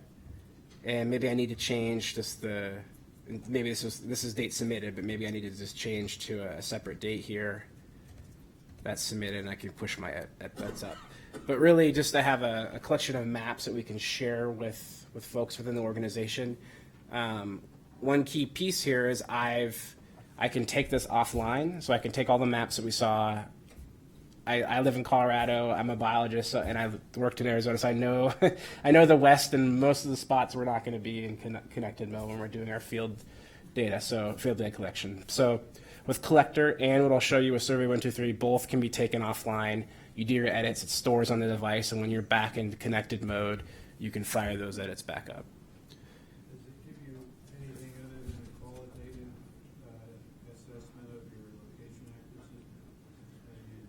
Or does it store? So if you're using, say, and kind of a new feature within Collector in particular, I guess I'll start with, someone's asking about, does it give me an information about the location accuracy of where I'm at, and is that going into the data? So I'll actually just kind of take a step back, and I'm going to show you Collector and then Survey 123. And think of Collector as being our map-centric workflow, where the app we're looking at here is really the map's kind of the dominant piece. I select a point on the map, or I draw in a feature, and then I edit my attributes. Whereas Survey 123, like we saw with that geoform, I'm actually entering a form information at the end, then it's like, okay, where's your location? But both are, so if I want high accuracy data collection, I'm using Collector. And a common workflow that I see is someone's using some type of a tablet device, and then they have an external GPS receiver. And Collector will now bring in all of that location information from that GPS device and kind of bring that into the software. So really for version editing, for high accuracy editing, you're using Collector in the field. If you have you're still going to get a good accuracy using Survey 123, but if you think of it more of a form-based workflow, I used to, like I said, I'm a biologist. I used to work in Oregon in the winters on a goose hunt, so I'd have like 100 data sheets that I'm trying to enter out, and the wind's blowing them all around, and it's getting wet. So Survey 123 would be really nice in that scenario. So I know I just want to make sure we're on time here. So we're in the hands-on section. We can definitely go over these apps more, but I just want to give you an idea of what both can do. So I'll also open up Survey 123. So again, this is on your Android and iOS devices, but in this case, I just kind of downloaded it to my Windows 10. So I've created a couple surveys here. And in this case, we'll open up this Creel survey here. This is actually a real example from a customer. I'm just kind of taking this data. So this is actually something that they've deployed. So if you're not familiar, Creel surveys are folks from an agency will go out and interview folks that are fishing, get information. If they accept to get the interview, they'll get information about what they're catching, what they're doing out there, get some information about that. So this is essentially taking that paper workflow of a Creel survey, putting this into a Survey 123. So they would select themselves. So in this case, it's actually a real data. So I'll select my start time, and I had an end time. Let's say an AM here. There we go. This is not a weekend. Like I said, real counties, real drop down. So that way you don't have to, someone's not entering text and misspelling a county or misspelling their name. This is kind of just really give them a specific set of options. And we'll also see, in particular, it's really helpful with like water body names. So I can go out and actually pick the lake it's at in, where we are doing. We're saying we're doing some shore fishing. Like I mentioned, it's pulling in my location. But if I go, hey, I actually did the interview a little bit down the shore. So maybe I want to select the point on the map, and I say, okay. So I can actually go and fix that. interview date and time. So this is the part where it's interesting, where it's a little bit different functionality that you get with Collector versus Survey 123, is I get this smart form concept. So did they refuse the interview? So if I say yes, then it just takes away those questions, because obviously I wasn't able to interview that person. But if no, I can go and select their information. Once I submit this. Now, if you, I don't think this form has a signature, but you are able to add in, so it has comments, but if I, especially if I'm on I think my touchscreen too would work, but you can add in a signature field that will pretty much add in as an attachment to that survey, or field that you're collecting, and so you can have that authority. Maybe you need to sign your survey once you're done. And so just like I mentioned, I'm in connect, saying your device is online, but maybe say I wasn't, or I don't want to use my data plan for the device to push my updates up, so I can send it later. And then I'll have this little outbox. So when I get back into the office, or I'm back in connected mode, I can go and send my surveys. That's now pushed up. And all of this is available, both of these items that we're looking at, so this data here and my surveys, are just like when we had that Firestarts point data set. It's a layer in ArcGIS Online that's hosted there that you can then access in a variety of ways. And I can take this same, like Wade mentioned with when he showed the kind of the outcome of a collector workflow. So all of the information that's been collected, you need to now go do a progress report or show it to someone. That layer can be added to an app that, like we mentioned, where we configured. So do you see how all this is kind of fitting together of, I can have the same layer in a variety of apps. We're editing the field, things like that. So one piece I wanted to show is does this look okay? So this is Operations Dashboard, so another app you have access to. This could be, in this case, we're looking at permitting information, but think of that, maybe instead of doing debris reporting, I've did some permitting updates. And so I can get information of permits that are pending approval. If we have a process we want to do, I can look at permit types. Maybe I want to look at for stormwater. I can go and highlight those types. Let's see here. So it'll give me a highlight of what's going on there. Just to really highlight, this would be kind of the view of all of the field work that's happening in the field for like a manager. You want to get a briefing, you want to see where projects are happening, but you can really bring in that kind of near real-time information. So when I'm editing out in the field and those edits are submitted, I would see this right away in the app. Yeah. So my understanding, right, that this survey form would be an item in your content, Mm-hmm. assign them to your account, and that's what it is, or And the yeah. this map you're showing with the analysis, it's another. And I'm going to assign it to another org just because I have some other surveys. That's what we're showing. I didn't want to publish a bunch into my guest account, essentially. So I'll just go to my content. This is another org, but same deal we're looking at. So I've created so that survey has created a new folder. Essentially, it's going to create a new layer for me. And then it says this form type. So that gets read into the Survey 123 app. So that's what I have for kind of field apps. One quick piece I know we're showing a lot is there's Survey 123, the website, and what that will allow me to do is say I go into my Creel survey, I can really get and interact with the surveys that have been submitted. So in this case, this is a brand new survey, so there hasn't been a lot of submissions here, but I can figure out when the first and last submission is, who's been submitting information, just myself, but I can really get an idea of, and again, both of these apps we've signed in with our identity, or someone else's, whoever is submitting the information is signed in with their identity. There could be collaborations between agencies. Maybe they have an ArcGIS unnamed user that they can use, so you can share this content with them. And then I can go in and look at my data. And you notice this is the same look and feel. It really is ArcGIS Online, but we're just looking at it specifically with Survey 123 website. Just gives you a little more ability to kind of take that data down. You can download that information, do some analysis. It's not going to be super descriptive here because I only have a few surveys, but you can get charts and graphs about the information that's coming through. So I think Survey 123 it has some different functionality than you would get with Collector. So they kind of both have their really good purposes. So that's field apps. Okay. So now we're going to dive into some of the story maps.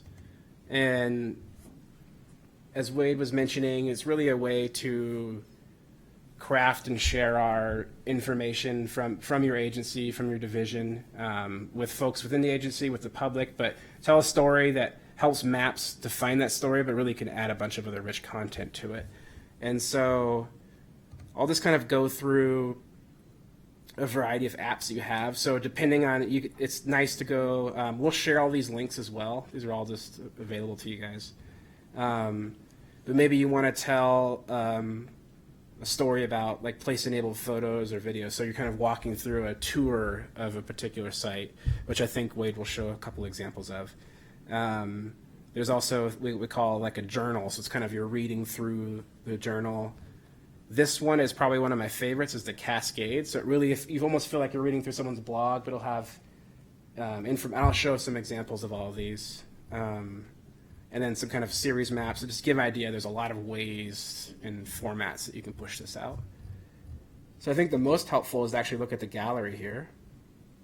And I wanted to show, let's see. So let's do a quick search for wildlife. And there we go. So I just wanted to show an example from what Alaska did here with their story map. So again, you'll notice this is embedded in their homepage, but they've created a story map. They just take the link to that and embed it right in here. And the interesting thing with this is, let's see if they have the link. Interesting behaviors, maybe. They actually show, so these are bears in the urban area, and they have this pic URL, and it actually has a video of the bear. They have these collared bears with videos. Right, so think about it. So we have a map that's giving us contextual information about where we are and telling the story. But then from the bear we're looking at, right? So I think the description was walking towards Fire Island, starts running. So it's actually telling you what's happening with that bear, right? So just get an idea of how we can really mix a lot of this content together. There's some foraging. I think there's some. I think I sat on this app and watched it for about a half hour, like clicking all the bear activity, right? So just a really cool way to interact with your constituents or folks within the agency, beyond just a simple kind of mapping app.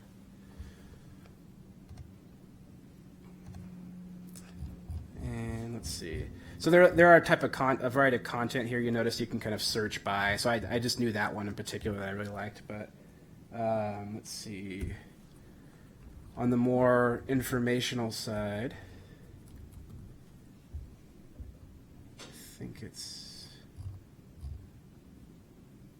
this one.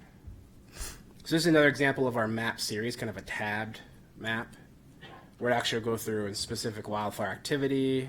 And this is I think this is like from an entire year's worth of data. And obviously it's outdated because this isn't an active fire, but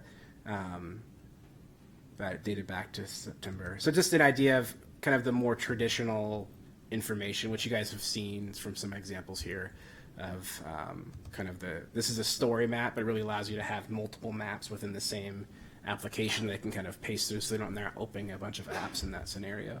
In this case, we're looking at, like I mentioned earlier, with what we call our living atlas. So we have wind. These are wind speeds coming. This is a live feed coming from, Esri is hosting this, but the data is authoritative coming from, I'm assuming this is coming from NOAA, but we have work with other partners to get authoritative data and make it available for you guys. So you can bring in things like stream gauges and maybe a flooding event, or you want to bring in some wind gauge information. Maybe you don't have that. You can kind of supplement that information in.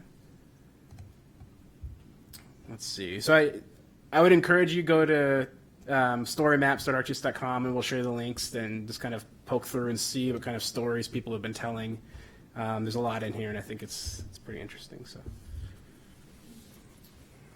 yeah, the story map concept, you could probably spend more time than your boss would want you to looking at examples of these story maps. But, I would encourage you to go out and look at other natural resource agencies, other states, and see what they're doing. If they, if you're into, wildlife management, take a look and see what, Kentucky is doing or something like that. There are many state examples of the story map concept out there. So I'll spend a little bit of time sharing with you a couple of DNRs. And, I think that we're doing some really great things, really making a difference relative to the way in which we're putting our information out there. So this is obviously a story map about pelicans, but I think it's nice to be able to put in some rich media inside of our story maps.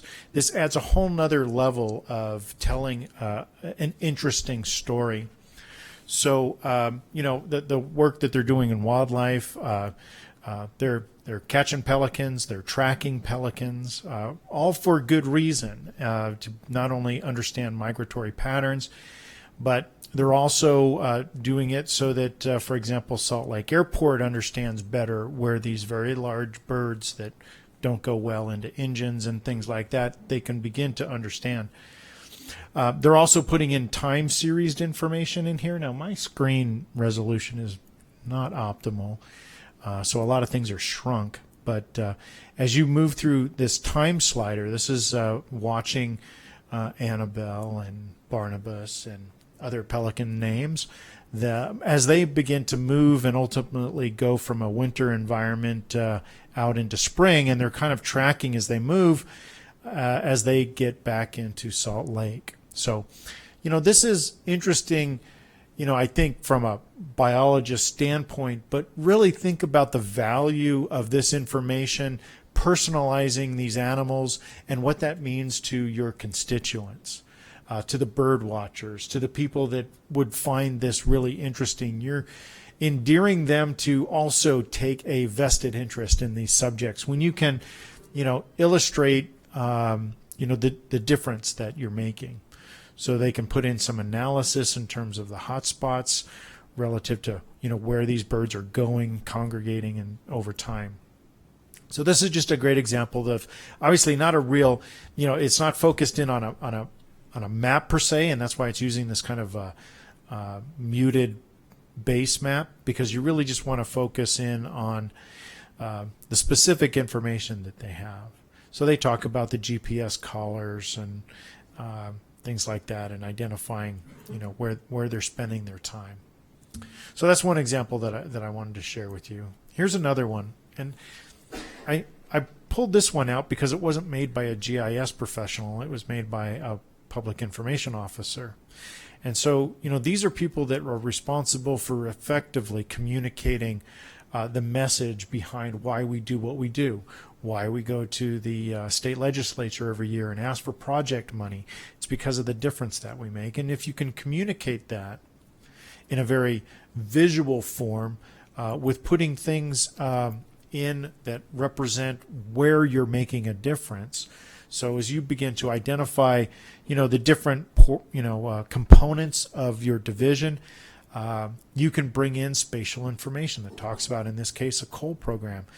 This is actually a story map embedded within a story map. So this is a kind of a neat feature where you can begin to leverage the work that you guys are doing in a story map, and then bring it into and retell the story as a component to, in this case, who is oil, gas, and mining. So you can move through this and focus in on, for example, the coal program, where active mines are. And again, it just tells a great story. For example, the way in which they improve a site, the reclamation process of a before picture and an after picture. These are significant images that people can begin to relate with. Forestry, Fire, and State Lands are doing a great job of inventorying urban trees. And this is a case where, in this case, what they want to do is convey not only, where they're bringing in urban tree information, but the fact that they've engaged 47 communities. They actually do this with Collector. And so you can imagine that, some remote city may not have all the GIS resources that we have, but by bringing them into our organization, which we can do, we can say, okay, the town of Tooele, you may not have ArcGIS Online, but we're going to give you a membership into our organization and join you into a certain group so you can see the information, and you can begin to use Collector as a tool. So you just bring to the party an an iPad, and from there they can work within the database that Forestry, Fire, and State Lands collected and is archiving. So as these communities are using the tools that we facilitate for them, we're actually building a statewide data set of urban trees. So if we wanted to identify vulnerable populations of ash trees because of the boar beetle exposure, these are all pieces of information that we can begin to leverage. So that's a great example. And so they talk a little bit more about how they're doing urban trees. So, you're adding images of a database and the way in which it's engaged. This is a neat message to be able to tell your constituents and the difference that you make. I put together a just a story map on my experience being out on Antelope Island looking at the bison roundup. Again, this is a very unique thing for Utah, although there are a few states that do bison roundups, but they usually involve pickup trucks and are a whole lot less, romantic, I think, relative to being out on a horse and being able to do this. But what you can begin to see is, you're out there capturing images. You take a lot of pictures. Probably in our department, we probably archive thousands of pictures every year. And the question is, how often do you reference them? And here what you can do is leverage the time it took you to be out in the field, the technology to store this information, and you can leverage that by putting it into a convincing story. You can include video clips just as easy as you can include pictures. So we don't have too many videos on bears, but I think watching the bison herd move and avoid is a pretty neat picture. And this is coming up actually this weekend. If you guys don't have plans, go out to Antelope Island this weekend and volunteer to be a cameraman. All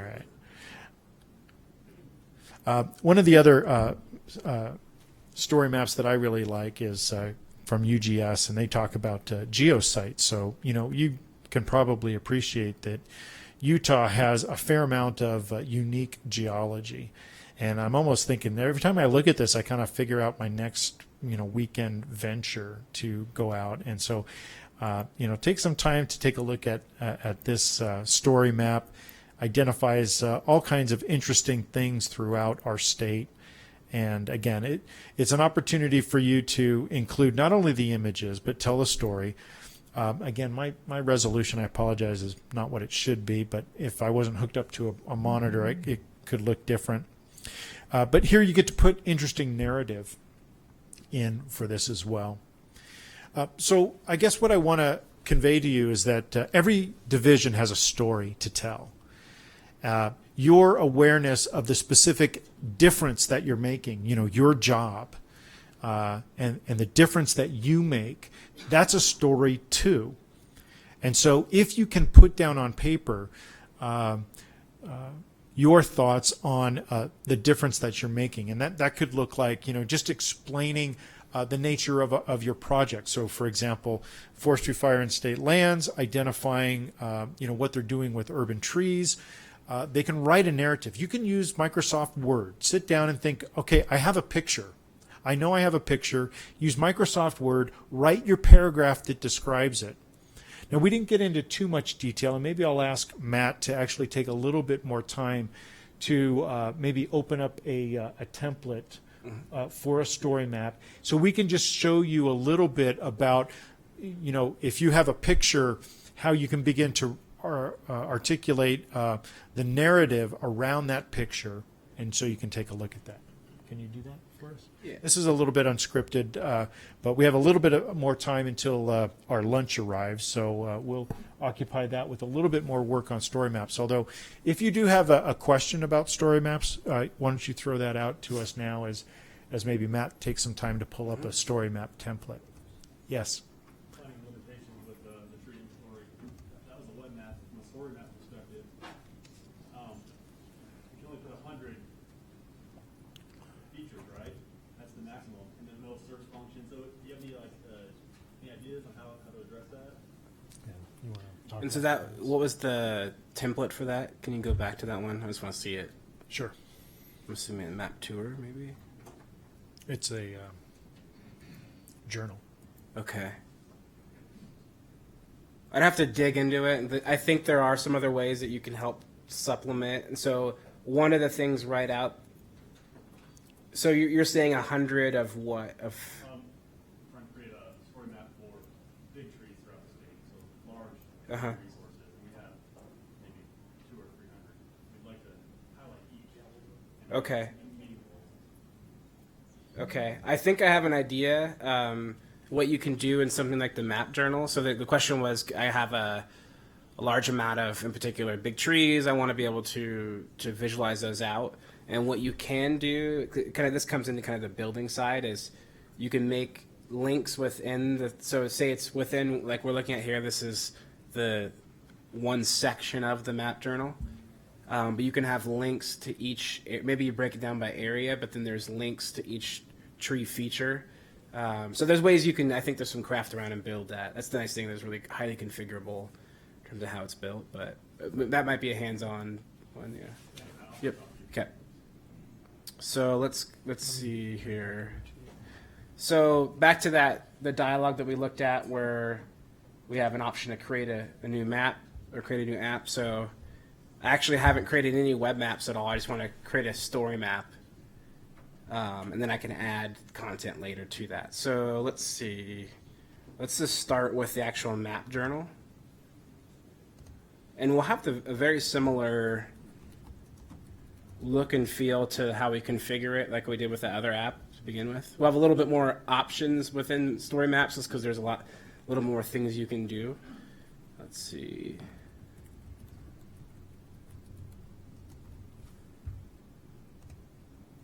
So this is going to bring me into the configurator. It's not a word, but I'm using that. And then it's going to ask me a question, kind of what layout do you want to use right away? So some of the ones Wade was showing with the floating panel, but you can also have a side panel. I'll kind of leave it like that. That can be changed later, but just kind of changes the look and feel of the initial template.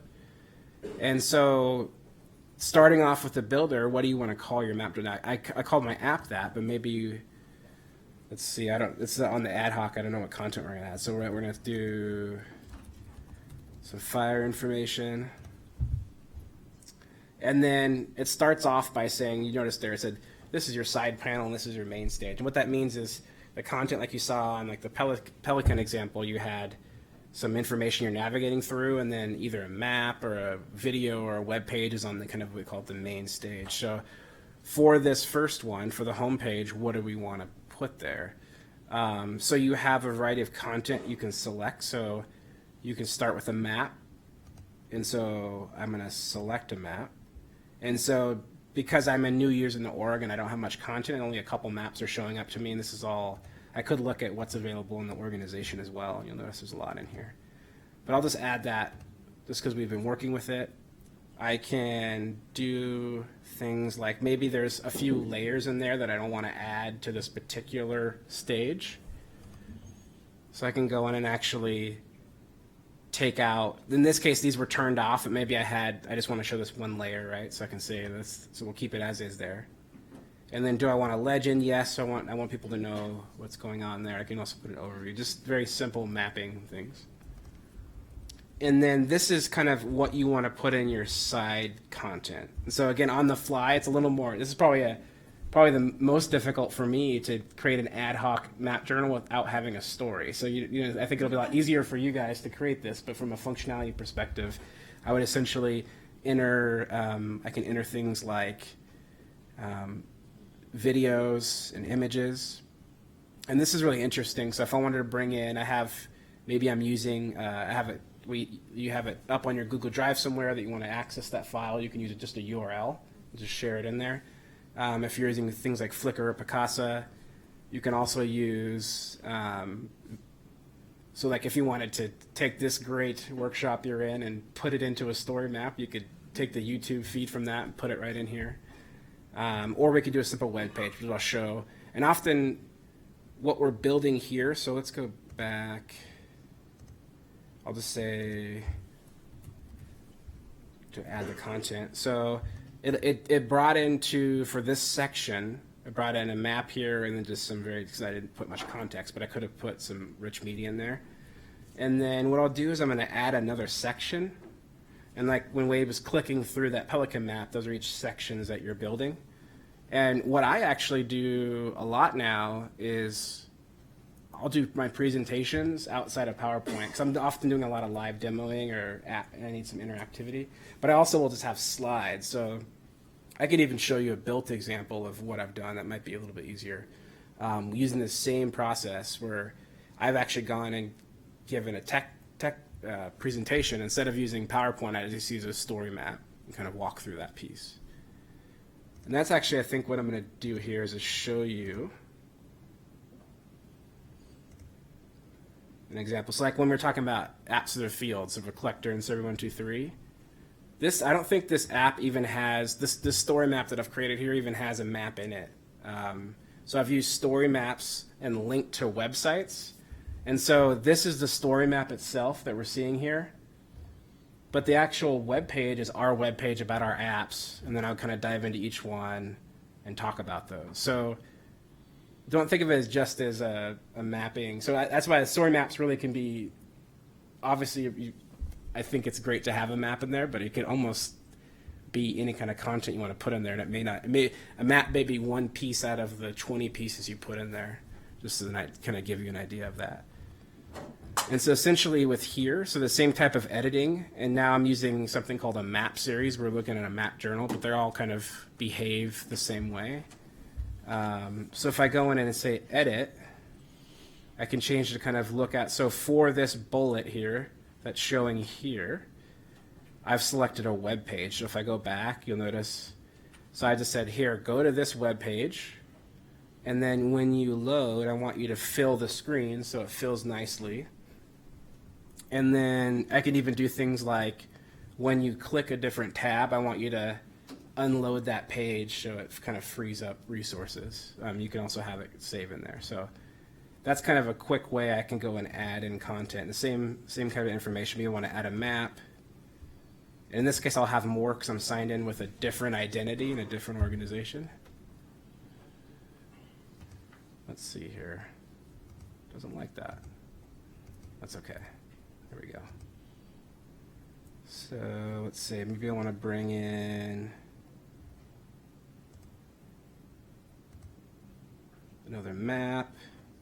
In this case, for like a DOT, I had some traveler information, right? So just bring in another content. So I have websites and video. So really think about the examples you saw and how easy it is to, we're selecting our content and we're pretty much linking it into that. Does this make sense? And we can go through, I think, a little more hands-on too if you have any questions for specific stories. But it's a little bit, like I said, it's a little more tricky to come up with a story on the fly than the actual, but it's all kind of through a nice configurable process that way. So. Any other questions on story maps? Okay. So I'd like to engage this group a little bit with some questions about how you think you might be able to utilize ArcGIS Online. And if you throw up a couple of examples, I might have some free giveaways. So I will look for hands. All right, there's a hand.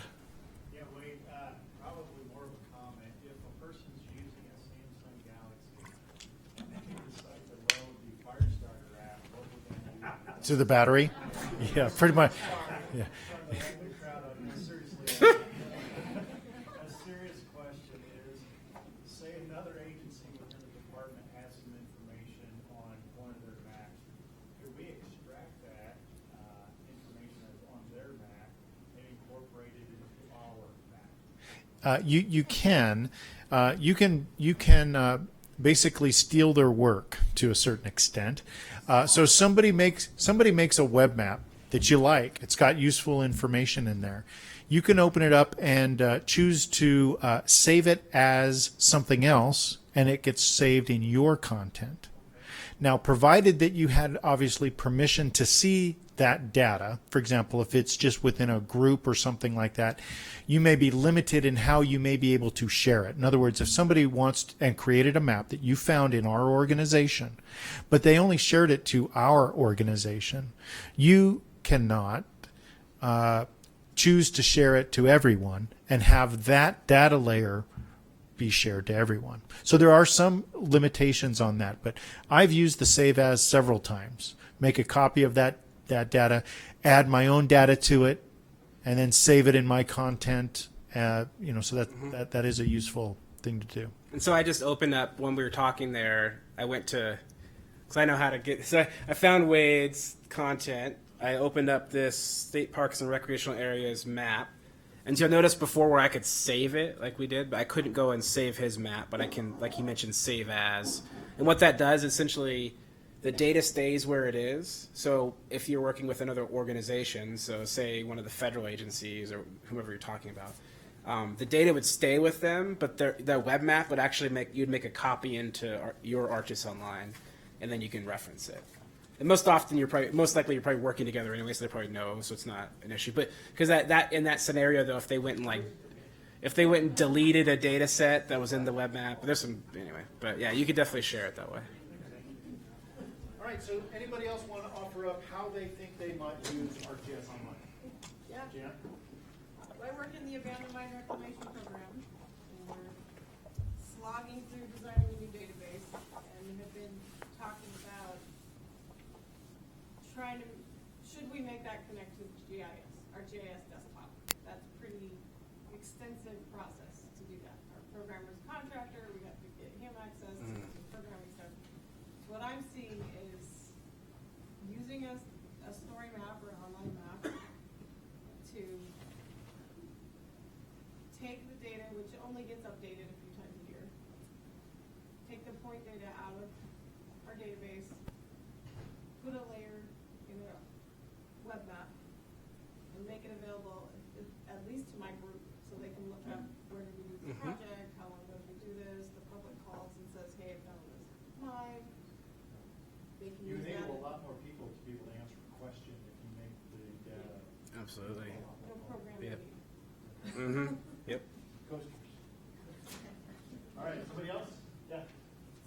Sort of a question on the abilities of the web apps, web applications to receive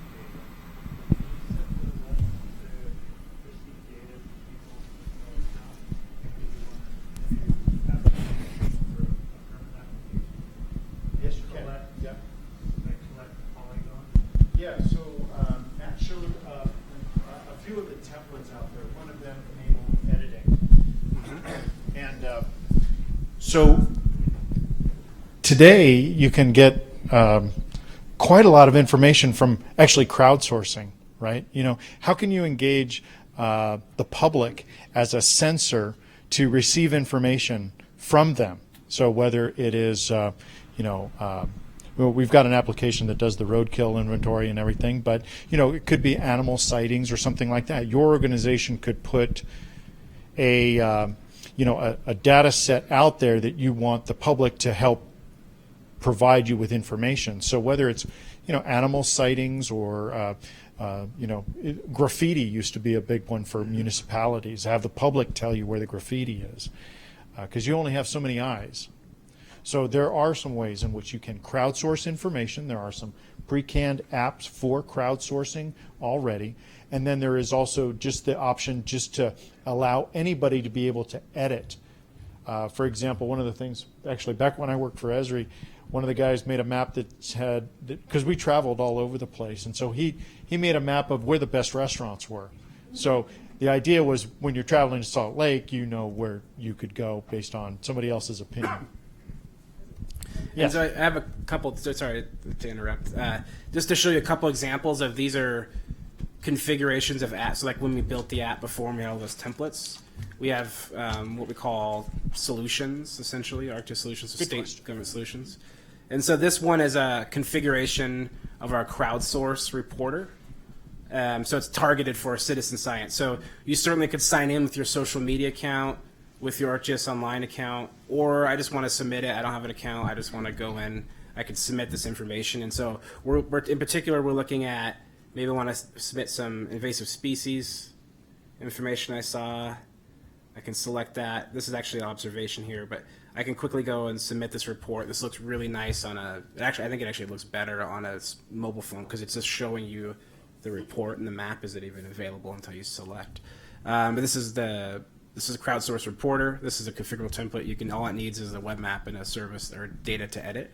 And then this is a new one for the story map crowdsourced template. So I think this is from the story maps team itself, but they did this share your memory from, I don't know what that guy was doing. I actually put one in on this. That's awesome. If you go to Bryce Canyon, you can see where I put in my picture from my phone, and it's just really cool, just to be able to identify what your experience was for the park. Mm-hmm. I thought that was pretty cool. Yeah. So there's a couple quick templates that you can get. So how many? Or I guess raise your hand if you have a story map idea. Why don't you tell us what that is? Just as I'm watching you with all these examples, I'm thinking of as far as the catastrophic wildfire program goes. Collecting the data, currently the way we're doing it seems very time consuming and not as informative as I think as like a storybook would be, as far as showing where areas of mitigation have been completed in relation to fire history, and kind of in a way utilizing this information to determine where future mitigation areas can occur to help prevent large fires. Something I'm just kind of thinking of here that I think that's a possibly great put idea. together. Yeah. All right, you get a vote. Okay. So I have an idea. I have a question, actually. Do we have any resources already where noxious weeds have been mapped through the state? That's like DWR's done any, or do you know of any agency that's already done something? Yeah, agriculture does some noxious weed, but we also, in wildlife, I suspect, also do this. Does anybody have any insight on that? But this is an opportunity where, like, for example, the Phragmites stuff that we have to deal with, it's interesting that both wildlife and forestry, fire state lands winds up doing that kind of thing. So there's been a recent collaboration to make sure they're working off of one data set. Because a lot of times we work with multiple data sets depending on which agency has which Well, responsibility. in state parks, we're doing a bunch of weed spraying, but I'd like to find out what they've mapped already in other areas that we're not touching on. Right. Well, you get something for your question. Thanks for that. And just to let you know, the pizzas are almost here. We will be getting them soon. So sorry for the delay. Isn't that a cool flashlight? It's really slim, right? Go right in your purse. Hey, Wade. Yeah. We developed, just by being neighbors here and rubbing elbows, a possible storybook, and that would be working with Ogden Division of Parks and Recreation Off-Highway Vehicle Program to create a storybook content focused on mining and sharing their message about mine safety along with our message of staying on designated trails to incorporate our map and share that information. So I'll turn this mic over to Holly and let her further elaborate upon it. Okay. Well, for collaborating, you get an extra bonus. You get the cup. Is that mine? It's got a flashlight. Just say hi. Yes, over here. So I'm the cloud seeding coordinator for the state of Utah. Oh, you bring all the rain. If there's clouds, we try to seed them. Okay. And it's a wintertime program, but we often, I have done about 3 presentations, and I think like a story map would be a really cool thing. Not only do we have specific project sponsors and the state that helps fund it, but also lower basin entities help to fund our cloud seeding program that contributes to the Colorado River Basin. So I think it would be a good opportunity there. Great. All right. We only have one more of these. I'll give this to you, Candace. Yeah. Natural Resources is going to be hosting the Integrated Water Resources Model for the Great Salt Lake, and it will have a public interface, and so it might be good to have some sort of visual interface to show what those things that you're modeling mean. Okay, you know, the little slider bars are only so informative. You might want to have it take the individual out to a map or some sort of display to show exactly what it's meaning. So, great. Let's give you some, Craig. Coasters. All right. Well, I'll tell you what. I'll ask some more questions and everything. But just in terms of maybe letting you know what's coming up for lunch, just some Costco pizzas. We have, I think, diet drinks are over here. I think on that table there. So diet sodas, regular sodas are over here, and then waters are over there in the blue coolers. We will be setting up pizzas on 2 tables, maybe even a 3rd table. There will be cheese pizzas, pepperoni pizzas, and combination pizzas. There's a lot more cheese and pepperoni than there is combo. But what we want to do is actually get you guys, when you're getting up to get your food, is to have each of the division's GIS leads kind of raise their hand and identify where in the room we want you to congregate at the division level.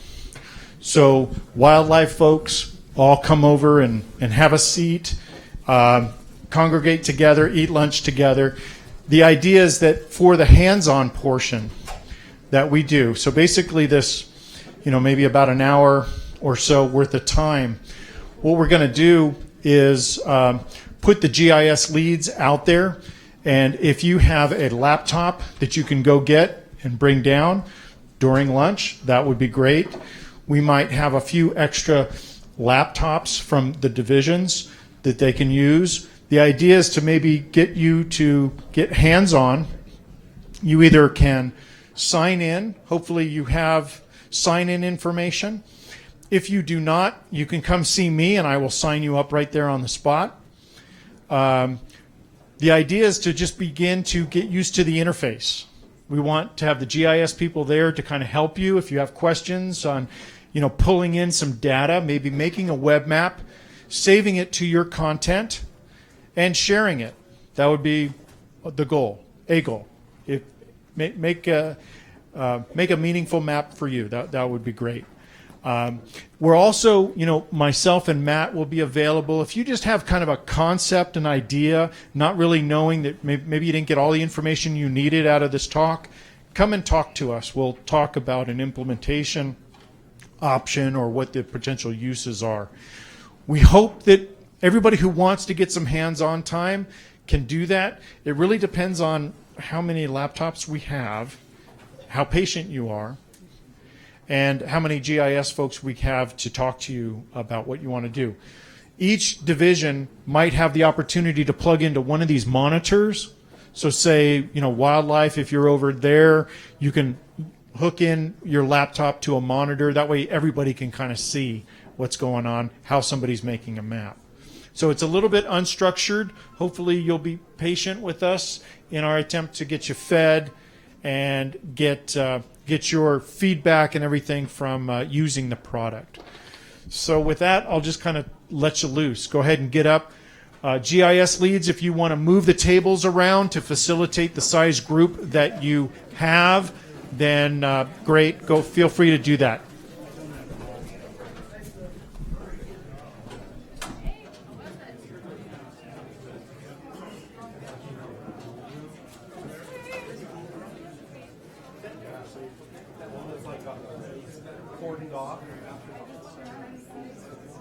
I didn't get a chance. I did. I just been around. Not quite bad.